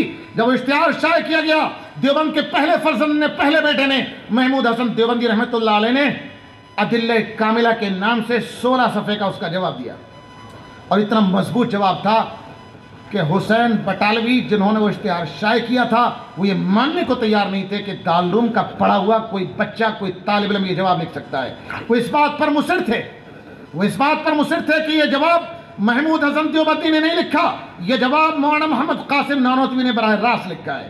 مولانا قاسم نانوتوی رحمۃ اللہ علیہ کی تحریروں کا جو اثر تھا اور جو تحریروں کا انداز ہوا کرتا تھا، بے وہی انداز مولانا محمود حسن دیوبندی رحمۃ اللہ علیہ نے ادلہ کاملہ میں جواب دیتے ہوئے اختیار کیا تھا۔ وہ بالکل ماننے کو تیار نہیں تھے۔ ان سے بہت کہا گیا کہ دارالعلوم کے ایک طالب علم نے یہ جواب لکھا ہے جو تم نے چیلنج کیا تھا۔ علماء دیوبند اور دارالعلوم کو باقی قائم کرنے والے، اس کی بنیاد ڈالنے والے مولانا قاسم نانوتوی، وہ تو بہت بڑی شخصیت، ان کے ایک فرزند اور نوجوان عالم جو ابھی فارغ ہوئے ہیں، انہوں نے اس کا جواب لکھا ہے، ماننے کو تیار نہیں تھے۔ اب ان کی طرف سے اس کا جواب لکھنے کی تیاری کی گئی۔ ہماری یو پی میں ایک جگہ ہے امروہہ، وہاں کے حسین بٹالوی صاحب کے ایک شاگرد احمد حسن امروہی، جو حدیث کا نام لینے والے تھے اور حدیث کا ڈھنڈورا پیٹنے والے، انہوں نے مصباح الادلہ کے نام سے ادلہ کاملہ کا جواب لکھا۔ وہ کتاب حضرت شیخ الہند کے سامنے پھر پہنچی کہ میرے خط کا جواب اور میرے جواب کا جواب لکھا گیا ہے۔ اس وقت تک مولانا محمد قاسم نانوتوی رحمۃ اللہ علیہ کا انتقال ہو چکا تھا۔ اب حضرت مولانا محمود حسن دیوبندی رحمۃ اللہ علیہ نے دوبارہ اس کا جواب لکھا اور اس کتاب کو تفصیل سے لکھا۔ اس کا نام ایضاح الادلہ ہے۔ یہ علماء کرام جانتے ہیں، جب ایضاح الادلہ سامنے آئی اس وقت حسین بٹالوی صاحب کو یقین ہوا کہ ہاں اب تو مولانا قاسم نانوتوی نہیں ہے، لب و لہجہ اور مضبوط دلائل وہی ہیں، محمود حسن واقعی ایسے عالم ہیں جو جواب لکھ سکتے ہیں۔ اب یقین ہوا کہ محمود حسن دیوبندی نے جواب لکھا ہے۔ خیر، میں بار بار یہ کہہ رہا ہوں، میں ان فتنوں کو بیان کر رہا ہوں جو اپنوں کی طرف سے اٹھے ہیں، کسی غیر کی طرف سے نہیں۔ کچھ زمانہ اور تھوڑا سا اور زمانہ گزرا، ایک صاحب یہ دعویٰ لے کر کے کھڑے ہوئے کہ قرآن کریم کی تفسیر 13 صدیوں تک امت سے پوشیدہ رہی اور قرآن کریم کی صحیح تفسیر کسی نے نہیں سمجھی اور قرآن کریم کی 4 بنیادی اصطلاحوں کو کسی نے نہیں سمجھا۔ ابوالعلا مودودی صاحب انہوں نے قرآن کریم کی تفسیر کے نام پر نئے نئے گل کھلائے، علماء دیوبند نے ان کا بھی مقابلہ کیا۔ میں یہ کہہ رہا ہوں کہ اسلام کی شبیہ کو بگاڑنے کے لیے ہمیشہ اندر سے فتنے کھڑے ہوتے رہے ہیں، لیکن علماء دیوبند نے قسم کھا رکھی ہے کہ وَاسْتَقِمْ كَمَا اُمِرْتَ پر عمل کرتے رہیں گے۔ اللہ کی طرف سے جیسے دین کا حکم دیا گیا ہے کما حقہ بین ہی ویسا کا ویسا دین، جس کا تس جو کا توں، اسلام کو برقرار رکھیں گے۔ ابوالعلا مودودی صاحب بھی کوئی غیر نہیں تھا، وہ بھی اپنے تھے۔ علماء جانتے ہیں ابوالعلا مودودی صاحب نے جمعیت علماء ہند کے اندر رہ کر الجمعیت اخبار کی ایڈیٹری کی تھی۔ ہمارے گھر میں بیٹھ کر کے وہ کام کیا کرتے تھے، الجمعیت کو چھوڑا، الجمعیت کو چھوڑ کر حیدرآباد چلے گئے، حیدرآباد کو چھوڑ کر کے پاکستان میں چلے گئے اور انہوں نے اسلام کو نقصان پہنچانے کی، اسلام کی شبیہ کو خراب کرنے کی جو کوشش کی جمعیت علماء ہند سے نکلنے کے بعد کی، وہ بھی ہمارے گھر کے آدمی تھے، کوئی باہر کا نہیں تھا۔ لیکن علماء دیوبند نے یہ طے کر رکھا ہے، اپنا ہو تو باہر کا ہو تو ہم دین کے اوپر کوئی آنچ نہیں آنے دیں گے۔ حضرت میں ابھی ایک بات یہ کہہ رہا تھا آپ سے کہ انگریزوں نے اسلام کو ہندوستان سے دیش نکالا دینے کی سازش تیار کی، تعلیمی پالیسی لائے، علماء دیوبند نے مدارس کی بنیاد رکھی اور مدارس کے اندر ایسے علماء تیار کیے جنہوں نے اسلام کی حفاظت کی ذمہ داری لی اور اسلام کی حفاظت کا بیڑا اٹھایا۔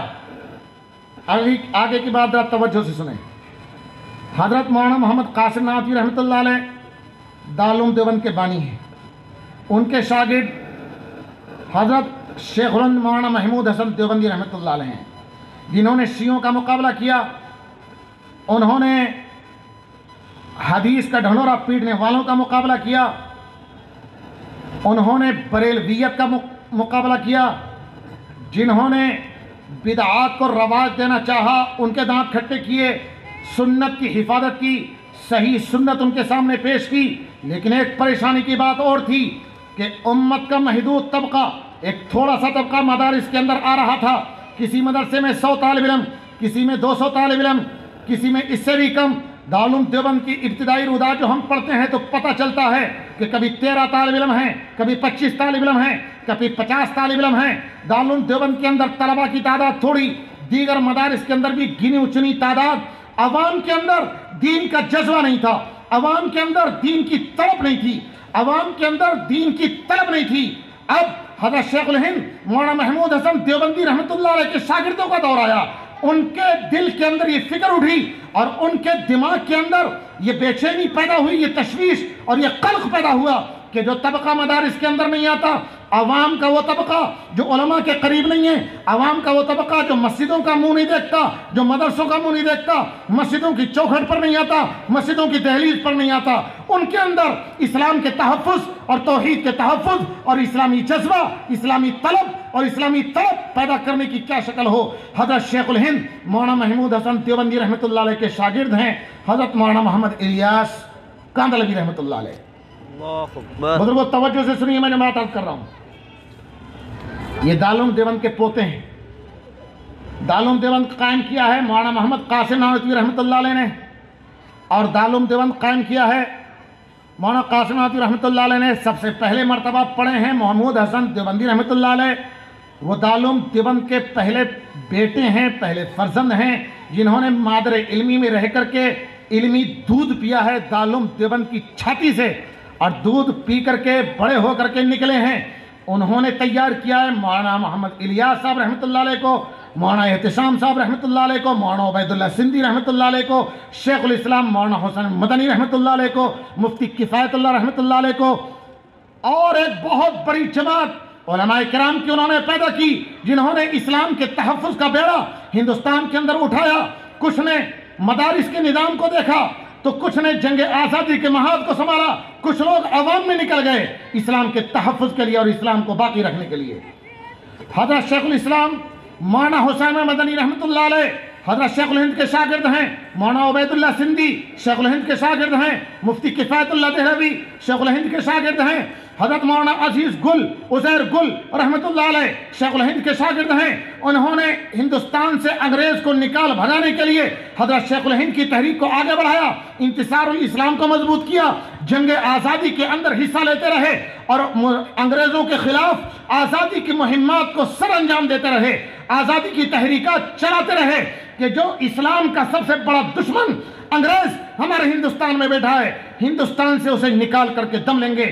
شیخ الہند کی شاگردوں کی بہت بڑی جماعت ایک طرف انگریزوں سے مقابلہ کر رہی ہے, مفتی کفایت اللہ دہلوی رحمۃ اللہ علیہ اور دیگر اکابر, مولانا حبیب الرحمن عثمانی, حضرت مولانا شیخ الاسلام حضرت مولانا شبیر احمد عثمانی دارالعلوم دیوبند میں موجود تھے, علامہ انور شاہ کشمیری دارالعلوم دیوبند میں موجود تھے, مفتی کفایت اللہ مدرسہ امینیہ دلی کے اندر موجود تھے. ایک بہت بڑی پلٹن ہے جنہوں نے مدارس کے نظام کو سنبھالا ہوا تھا.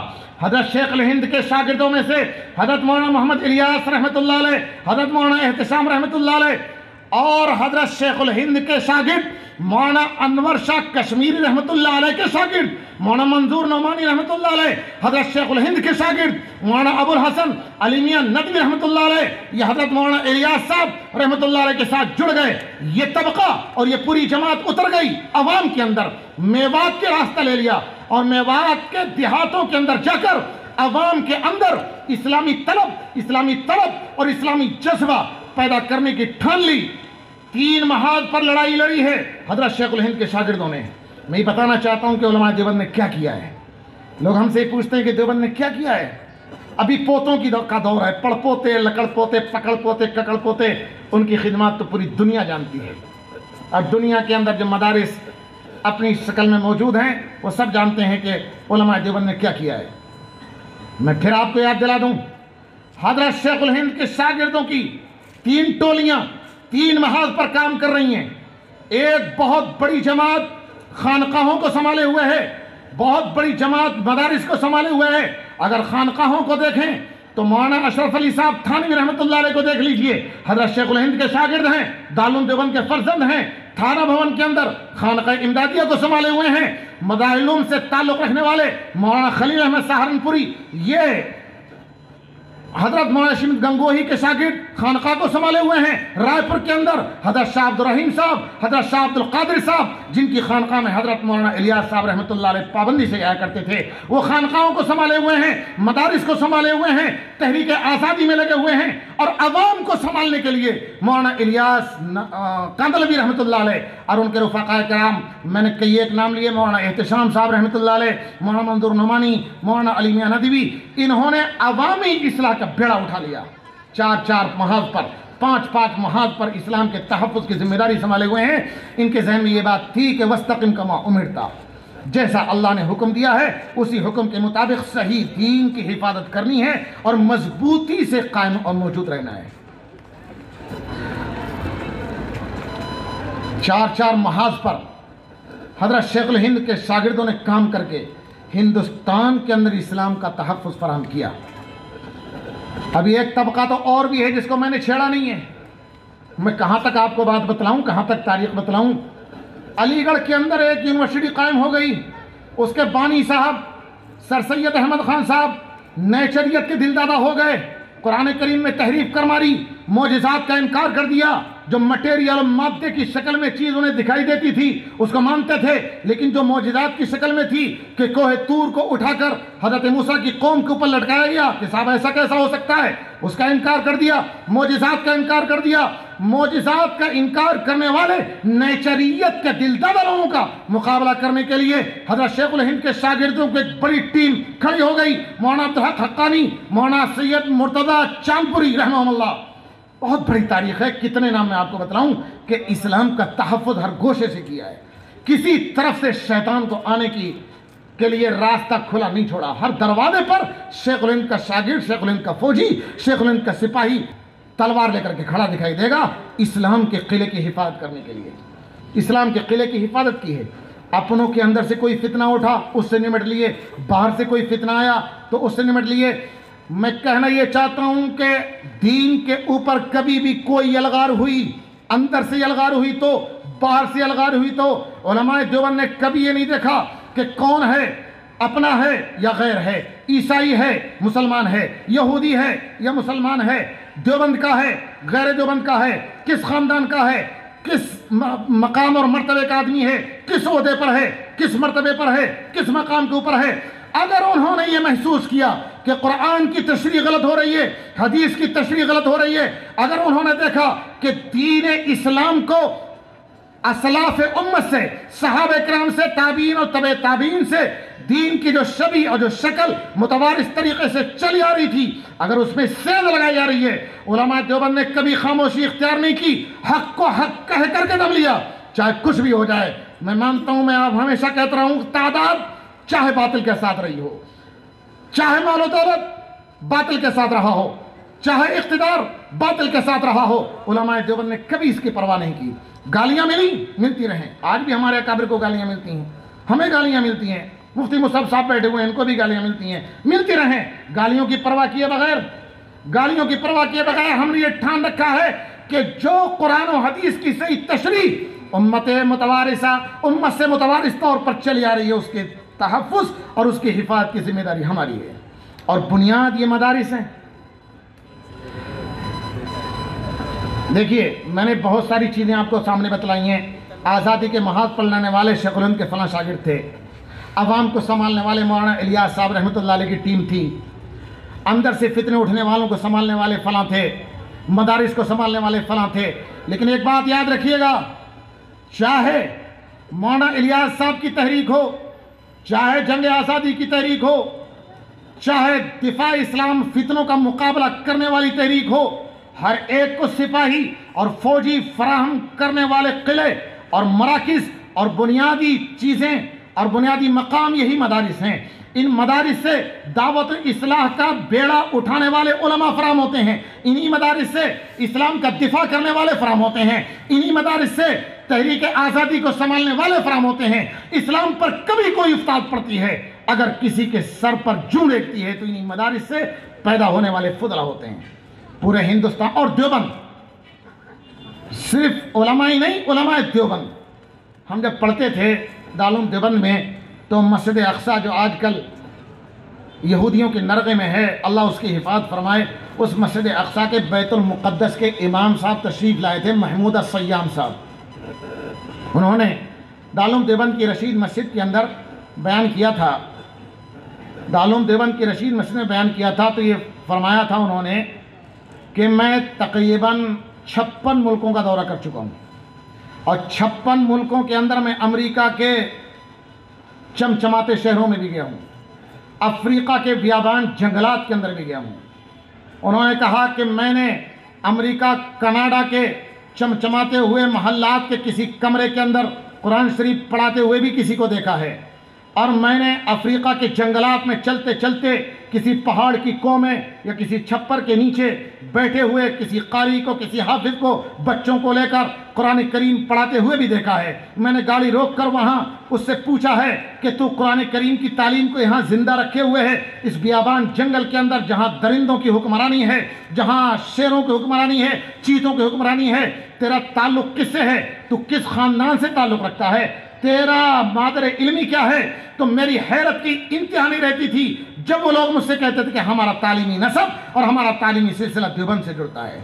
دیوبند کی محبت، وہ انہوں نے کہا تھا کہ دیوبند کی محبت افریقہ کے جنگلات میرے دل میں بٹھائی، اور امریکہ کے چمچماتے ہوئے محلات کے اندر کام کرنے والے علماء نے میرے دل کے اندر بٹھائی۔ اگر میں نے کہیں تعلیمی سلسلہ اور اس تعلیم کو حفاظت کرتے ہوئے اور قرآن کی حفاظت کرتے ہوئے دیکھا تو دیوبند کا سپاہی دیکھا۔ انہوں نے کہا تھا میں آج دیوبند کو دیکھ کر بے حد خوشی محسوس کر رہا ہوں کہ میں نے وہ قلعہ دیکھا ہے کہ جس نے پوری دنیا کے اندر اسلام کی حفاظت کر رکھی ہے۔ یہ ایسی شہادتیں لاکھوں ہیں، ہزاروں ہیں۔ ابھی چند سال پہلے کی بات ہے، ہمارے ہاں دارالعلوم دیوبند کے اندر امریکہ کے ایمبیسڈر اور امریکہ کے سفیر آئے، دلی امریکی ایمبیسی میں نئے ایمبیسڈر مقرر ہو کر کے آئے تھے امریکہ سے، پڑھے لکھے آدمی تھے، دیوبند کی کچھ تاریخ بھی پڑھ رکھی تھی، دیوبند سے متاثر تھے۔ انہوں نے اپنے ماتحت افسران سے، حکومت ہند کے افسران سے اپنا یہ تقاضا رکھا کہ میں دیوبند دیکھنا چاہتا ہوں۔ حکومت نے سیکورٹی فراہم کر دی اور ساری چیزیں فراہم کر دی، وہ پورے لاؤ لشکر صاحب دیوبند آ گئے۔ مہمان خانے میں سیدھا سادہ مہمان خانہ، اس میں ان کا استقبال کیا گیا، ان کو مہمان نوازی کی گئی، دارالعلوم دیوبند کو گھما کر کے دکھا دیا گیا۔ پورا دارالعلوم دیوبند گھوم کر کے مہمان خانے میں لوٹ کر پھر آئے، چائے وائے پی رہے تھے تو کہنے لگے کہ مجھے دارالعلوم دیوبند دکھا دو۔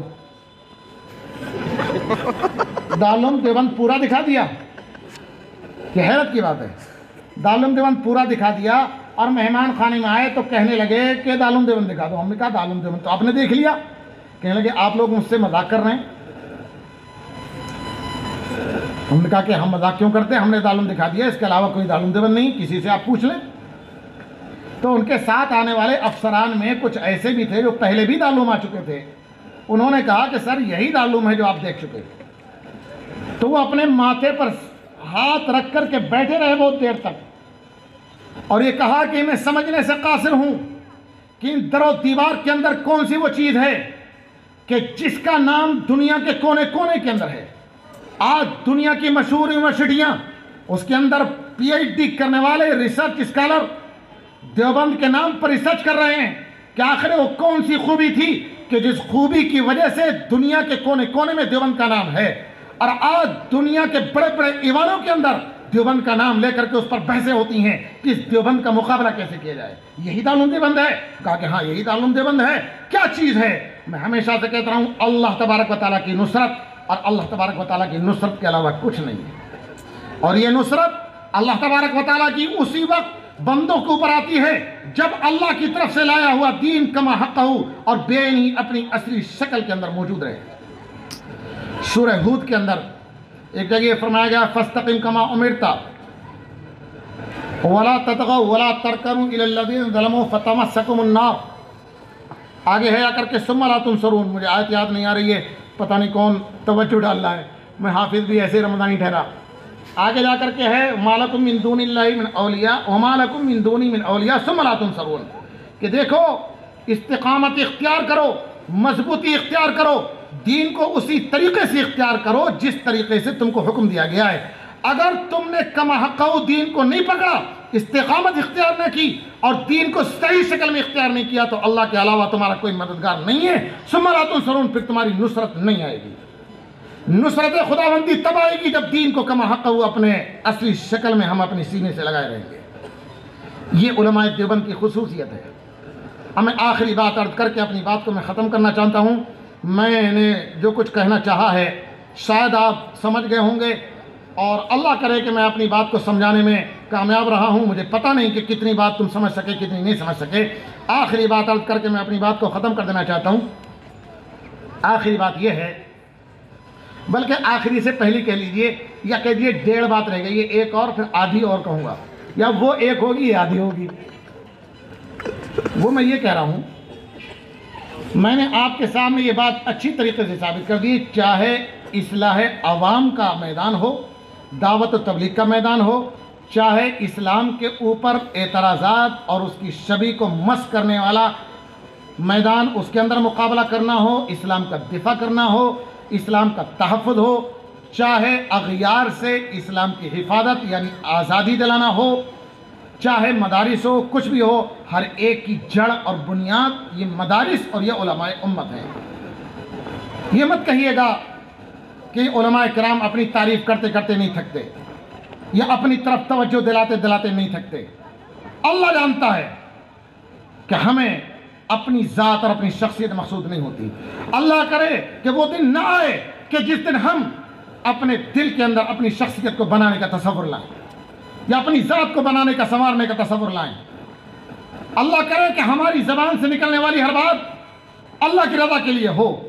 یقین کر لیجئے اگر یہ مدارس اور علماء کرام کی قدر و قیمت کو نہ پہچانا اور آپ نے ان کو مضبوط نہیں کیا تو اسلام جو آج موجود ہے اور اسلام اپنی صحیح شکل میں محفوظ ہے، ہندوستان کے اندر پھر اس کی بقا کی شکل نہیں رہیں گی۔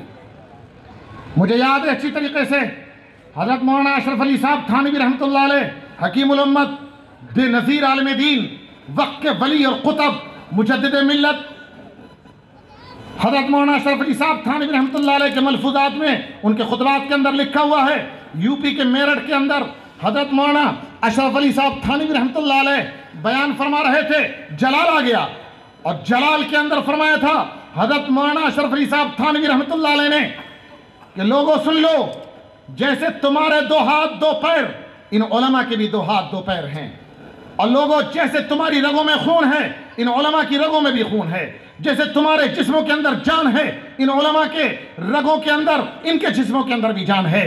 تم دکان چلا سکتے ہو، یہ بھی دکان چلا سکتے ہیں، تم محنت مزدوری کر کے اپنا پیٹ پال سکتے ہو، محنت مزدوری کرنے کی طاقت ان کے جسموں کے اندر بھی ہے، یہ کمزور نہیں ہیں، ان کے جسموں میں بھی اللہ تعالیٰ نے طاقت رکھی ہے۔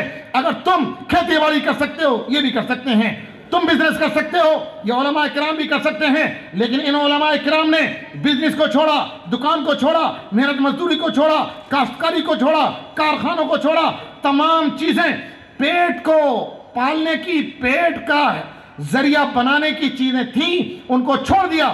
جہاں تک پیٹ کے گزارے کی بات ہے، اپنی فیملی کو چلانے کی بات ہے، اپنے بیوی بچوں کی بات ہے، جیسے تم اپنی فیملی کو چلانے کا انتظام کرتے ہو، ان کے پاس بھی طاقت ہے، یہ بھی کر سکتے ہیں۔ حضرت مولانا اشرف علی صاحب تھانوی نے فرمایا تھا، یہ تمام چیزوں کو چھوڑ کر انہوں نے مسجدوں کے ممبر کو پکڑ لیا ہے، مسجدوں کے مصلی کو پکڑ لیا ہے، مکاتب کو پکڑ لیا ہے، مدارس کو پکڑ کر کے بیٹھ گئے ہیں، مدارس کی 4 دیواری میں بند ہو کر کے بیٹھ گئے ہیں۔ آخر کیا وجہ ہے؟ آپ غور تو کرو، کہ اپنا پیٹ پالنے کے لیے، اپنا پیٹ پالنے کے لیے تو کوئی بھی کام جیسے آپ کرتے ہیں یہ علماء بھی کر سکتے ہیں۔ ان کے سامنے اگر کوئی چیز مقصود ہے تو صرف اور صرف ایمان کا تحفظ، ایمان کی حفاظت، اسلام کا تحفظ، اور دین کو کما حق ہو اللہ کے منشا اور رسول کی منشا کے مطابق برقرار رکھنا اور وہ اس کی حفاظت کرنا۔ حضرت نے فرمایا تھا کہ سوچو تو صحیح، اگر یہ علماء کرام مسجد کے ممبر کو چھوڑ دیں، اس کے مصلی کو چھوڑ دیں، اگر یہ علماء کرام مدرسے کو چھوڑ کر کوئی دکان لے کر کے بیٹھ جائے، کوئی محنت مزدوری میں لگ جائے، کوئی کھیتی باڑی میں لگ جائے، تو یہ تو اپنے پیٹ کے گزارے کے سامان کو پکڑ لیں گے، اس کے ذریعوں کو پکڑ لیں گے، اس کے اسباب کو پکڑ لیں گے، لیکن تم سوچو کہ تمہارے دین کا کیا بنے گا؟ تم سوچو تو صحیح کہ ذرا تمہارے دین کا بنے گا کیا؟ اس لیے میرے عزیزو، یہ بات یاد رکھو کہ جب تک علماء موجود ہیں، مدارس موجود ہیں، دین کا ہر شعبہ زندہ رہے گا۔ اور اللہ نہ کرے اگر کوئی وہ دن آ گیا کہ جس دن مدارس ختم ہو گئے اور علماء کرام نے مساجد کے ممبروں محراب کو چھوڑ دیا، اس دن اسلام کے تحفظ کا ذریعہ بظاہر کوئی نظر نہیں آتا۔ اللہ حفاظت کرنے والے ہیں، اللہ تعالیٰ کوئی بھی طریقہ پیدا کر سکتے ہیں، لیکن ہماری ناقص رائے کے مطابق، ناقص عقل میں کوئی طریقہ نظر نہیں آتا کہ جو اسلام کے تحفظ کا ہو۔ اس لیے مدارس کی، علماء کی قدر و قیمت کو سمجھو، ان کی ضرورتوں کو اپنی ضرورت سمجھو، مدارس میں اپنے پیسے لگانے کو سعادت مندی سمجھو کہ ذمہ داری تو ہماری تھی، ہماری ذمہ داری ادا کرنے کے لیے یہ علماء کرام بیٹھ گئے ہیں اور ہماری ذمہ داری کو یہ علماء کرام ادا کر رہے ہیں۔ ہمارے شیخ و مرشد حضرت مولانا مفتی ابو القاسم صاحب نعمانی دامت برکاتہم، جو دارالعلوم دیوبند کے محتمم بھی ہیں، شیخ الحدیث بھی ہیں، اللہ ان کے سائے کو تا دیر دائم رکھے ہمارے سروں پر، اور دین کے تحفظ کا کام ان سے لیتا رہے جیسے اب تک اللہ تعالیٰ نے لیا ہے۔ اللہ تعالیٰ دین کے تحفظ کا کام ان سے لیتا رہے۔ ہمارے شیخ و مرشد حضرت مفتی ابو القاسم صاحب رحمۃ اللہ علیہ فرمایا کرتے ہیں کہ آپ نے ایک حدیث پڑھی ہے، سنی ہے، فضائل اعمال کے اندر بھی حضرت نے لکھا ہے کہ جب بچہ 7 سال کا ہو جائے تو نماز پڑھنے کا حکم کرو۔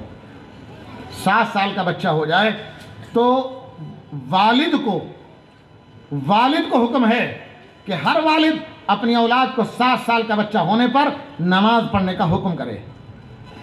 پڑھتا ہے تو بہت اچھا، نہیں پڑھتا ہے سمجھائے بجھائے، افہام و تفہیم سے کام لے، اس کی ذہن سازی کرے، عادت ڈلوائے۔ 10 سال کا ہونے تک، 10 سال کا ہو جائے، آپ نے حدیث پڑھی ہے، آقا صلی اللہ علیہ وسلم نے فرمایا 10 سال کا ہو جائے نماز پڑھنے کا حکم کرو۔ نماز پڑھتا ہے تو بہت اچھا، اور اگر نماز نہیں پڑھتا تو اب اس کو ادب سکھانے کے لیے، نماز کا عادی بنانے کے لیے اس کو ادب سکھاؤ، اس کی پٹائی کرو۔ حضرت محتم صاحب دامت برکات میں فرمایا کرتے ہیں کہ 7 سال کا بچہ اگر آپ کا ہو گیا اور نبی کے حکم کے مطابق، نبی کے اس حکم پر عمل کرتے ہوئے، حدیث پر عمل کرتے ہوئے، اگر آپ نے 7 سال کے اپنے بچے کو حکم دیا اور یہ کہا کہ بیٹا نماز پڑھو، اگر آپ نے اس کو نماز یاد نہیں کرائی، قرآن کریم کی صورتیں یاد نہیں کرائیں، وضو کا طریقہ نہیں بتایا، وضو کے فرائض و سنن نہیں سکھائے، نماز پڑھنے کا طریقہ اگر اسے نہیں سکھایا، اور اسے عادی نہیں بنایا تھا، 7 سال کی عمر ہونے سے پہلے نماز یاد نہیں کرائی تھی، اگر آپ نے اس سے کہا نماز پڑھو، وہ اپنی توتلاتی لڑکھڑاتی زبان سے آپ کو شرمسار کر دے گا۔ آپ سے اگر اس نے یہ کہہ دیا کہ ابا میں نماز کہاں سے پڑھوں، آپ نے مجھے نماز تو یاد ہی نہیں کرائی، آپ نے مجھے نماز نہیں سکھائی، وہ اپنی معصوم زبان سے آپ کو زمین میں دھس جانے پر مجبور کرے گا، آپ کو احساس دلائے گا۔ آپ اپنے دل میں سوچیں گے کہ اس معصوم بچے کی بات تو صحیح ہے، اس کو نماز یاد کرانے کی ذمہ داری تو میری تھی، سنتوں کو سکھانے کی ذمہ داری تو میری تھی، نماز میں پڑھی جانے والی چھوٹی چھوٹی صورتیں یاد کرانے کی ذمہ داری تو میری تھی، وضو کا طریقہ سکھانے کی ذمہ داری میری تھی، میں نے ہی اس کو طریقہ نہیں سکھایا۔ اب میں اس سے کہہ رہا ہوں 7 سال کی عمر میں کہ نماز پڑھو، اور یہ منع کر رہا ہے کہ میں نماز کیسے پڑھوں، تو غلطی میری ہے، اس بچے کی نہیں ہے۔ حضرت محتمم صاحب دامت برکاتہم فرماتے ہیں کہ اس حدیث سے صاف طور پر ہر عقل مند آدمی سمجھ سکتا ہے کہ بچے کے 7 سال کی عمر تک پہنچنے سے پہلے بچے کو نماز یاد کرانا، نماز پڑھنے کے لائق بنا دینا، اس میں سب کچھ آ گیا، وضو سکھانا، وضو کے فرائض سکھانا، سنتیں سکھانا، قرآن کی صورتیں یاد کرانا، 7 سال کی عمر ہونے سے پہلے نماز پڑھنے کے لائق بنا دینا بچے کو والد کی ذمہ داری ہے، کسی عالم کی ذمہ داری نہیں ہے۔ اللہ تبارک و تعالیٰ قیامت کے دن والد سے پوچھیں گے کہ اپنی اولاد کو 7 سال پر نماز کا حکم کیا تھا یا نہیں کیا تھا، سوال والد سے ہوگا، علماء کرام سے نہیں ہوگا۔ اگر یہ علماء کرام مکتب اور مدرسے کو لے کر کے بیٹھ گئے ہیں، آپ کے 4 سال کے بچے کو الف با تا رٹواتے ہیں، 5 سال کے بچے کو نادرہ پڑھا دیتے ہیں، 6 سال کی عمر میں صورتیں یاد کرا دیتے ہیں، 7 سال کی عمر میں بہت سے بچوں کو حافظ تک بنا دیتے ہیں، نماز سکھا دیتے ہیں، ذمہ داری آپ کی ادا کرتے ہیں یا اپنی ذمہ داری ادا نہیں کرتے؟ اولاد کو دین سکھانا ذمہ داری والد کی ہے۔ آپ کی ذمہ داری علماء کرام اور یہ مدارس ادا کر رہے ہیں، ان مدارس کو اپنی ضرورت سمجھو گے، علماء کو اپنی ضرورت سمجھو گے، کام چلتا رہے گا، اسلام محفوظ رہے گا۔ اور اگر اپنی ضرورت سے باہر ان کو نکال دیا، اسی دن اسلام کا مدرسوں کا نہیں، مدرسہ در و دیوار کا نام نہیں ہے، مدرسوں کا نہیں، علماء کا نہیں، دین کا، آپ کے بچوں کا بیڑا غرق ہو جائے گا اگر آپ نے اپنی ضرورت سے نکال دیا۔ لیکن افسوس تو یہی ہے کہ ہم مدارس کو، علماء کو، ائمہ کو، قراء کو اپنی ضرورت نہیں سمجھتے۔ ایک الیکٹریشین آپ کے گھر میں اگر ایک بجلی کا کوئی بٹن، کوئی سوئچ خراب ہو جائے، اس کی مرمت کرتا ہے، 5-10 منٹ لیتا ہے، آپ 50 روپے 100 روپے بڑی خوشی سے اس کو دے دیتے ہیں۔ آپ کے دانت میں تھوڑی سی تکلیف ہو جائے، کسی ڈینٹسٹ کے پاس جاتے ہیں، 500 روپے فیس دیتے ہیں، اور 500 روپے فیس دے کر کے کاغذ پر چند لکیریں بنا کے دے دیتا ہے کہ یہ دوا میڈیکل سے لے لو۔ دوا نہیں دیتا، چند لکیریں بنا کر دے دیتا ہے، ان چند لکیروں کو آپ اپنی ضرورت میں شامل سمجھتے ہیں، 500 روپے دیتے ہیں۔ ایک امام جو 24 گھنٹے اپنی زندگی کو آپ کے لیے وقف کیے ہوئے ہے، اسے آپ اپنی ضرورت نہیں سمجھتے۔ آپ کے ہاں دین کی ضرورت ایک دانت کے درد سے بھی کم، ایک بجلی کے بٹن سے بھی کم۔ اللہ نہ کرے کہ وہ دن آئے کہ دین کی ضرورت ہمارے دل و دماغ سے نکل جائے، ہم دین کی ضرورت کا احساس کرتے رہیں۔ میں نے کہا تھا کہ 1.5 بات کہوں گا، آدھی بات ہو گئی، ایک آخری بات۔ میں پوری رات تقریر کرتا رہوں اور اپنی کہی ہوئی باتوں پر عمل نہ کروں، آپ بھی جانتے ہیں، میں بھی جانتا ہوں، اللہ کے یہاں میں بچ نہیں پاؤں گا۔ اللہ مجھ سے پوچھیں گے کہ بڑا چیخ کے تقریر کرتا تھا، 1.5 گھنٹے تک تقریر کرتا رہتا تھا، عمل کیوں نہیں کرتا تھا؟ میرے پاس کیا جواب ہوگا؟ آپ سے بھی پوچھیں گے کہ علماء سے محبت کرتے تھے، بڑا استقبال کرتے تھے، علماء کی باتوں کو سنتے تھے، خوب اکرام کیا کرتے تھے، لیکن ان کی باتوں پر عمل کیوں نہیں کرتے تھے؟ زندگی کو عملی میدان میں کیوں نہیں لاتے تھے؟ سنتوں کے سانچے میں اپنی زندگی کو کیوں نہیں ڈھالتے تھے؟ کیا جواب ہوگا؟ اس لیے میرا تقریر کرنا، آپ کا سننا، میرا تقریر کرنا میرے لیے فائدہ مند اسی وقت ہوگا، آپ کا سننا اسی وقت فائدہ مند ہوگا جب عمل کا عزم لے کر کے اٹھیں اور عملی زندگی میں آئیں، عملی میدان میں آئیں۔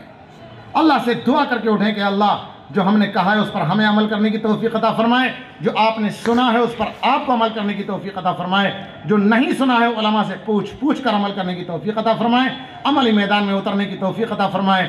وآخر دعوانا الحمدللہ رب العالمین۔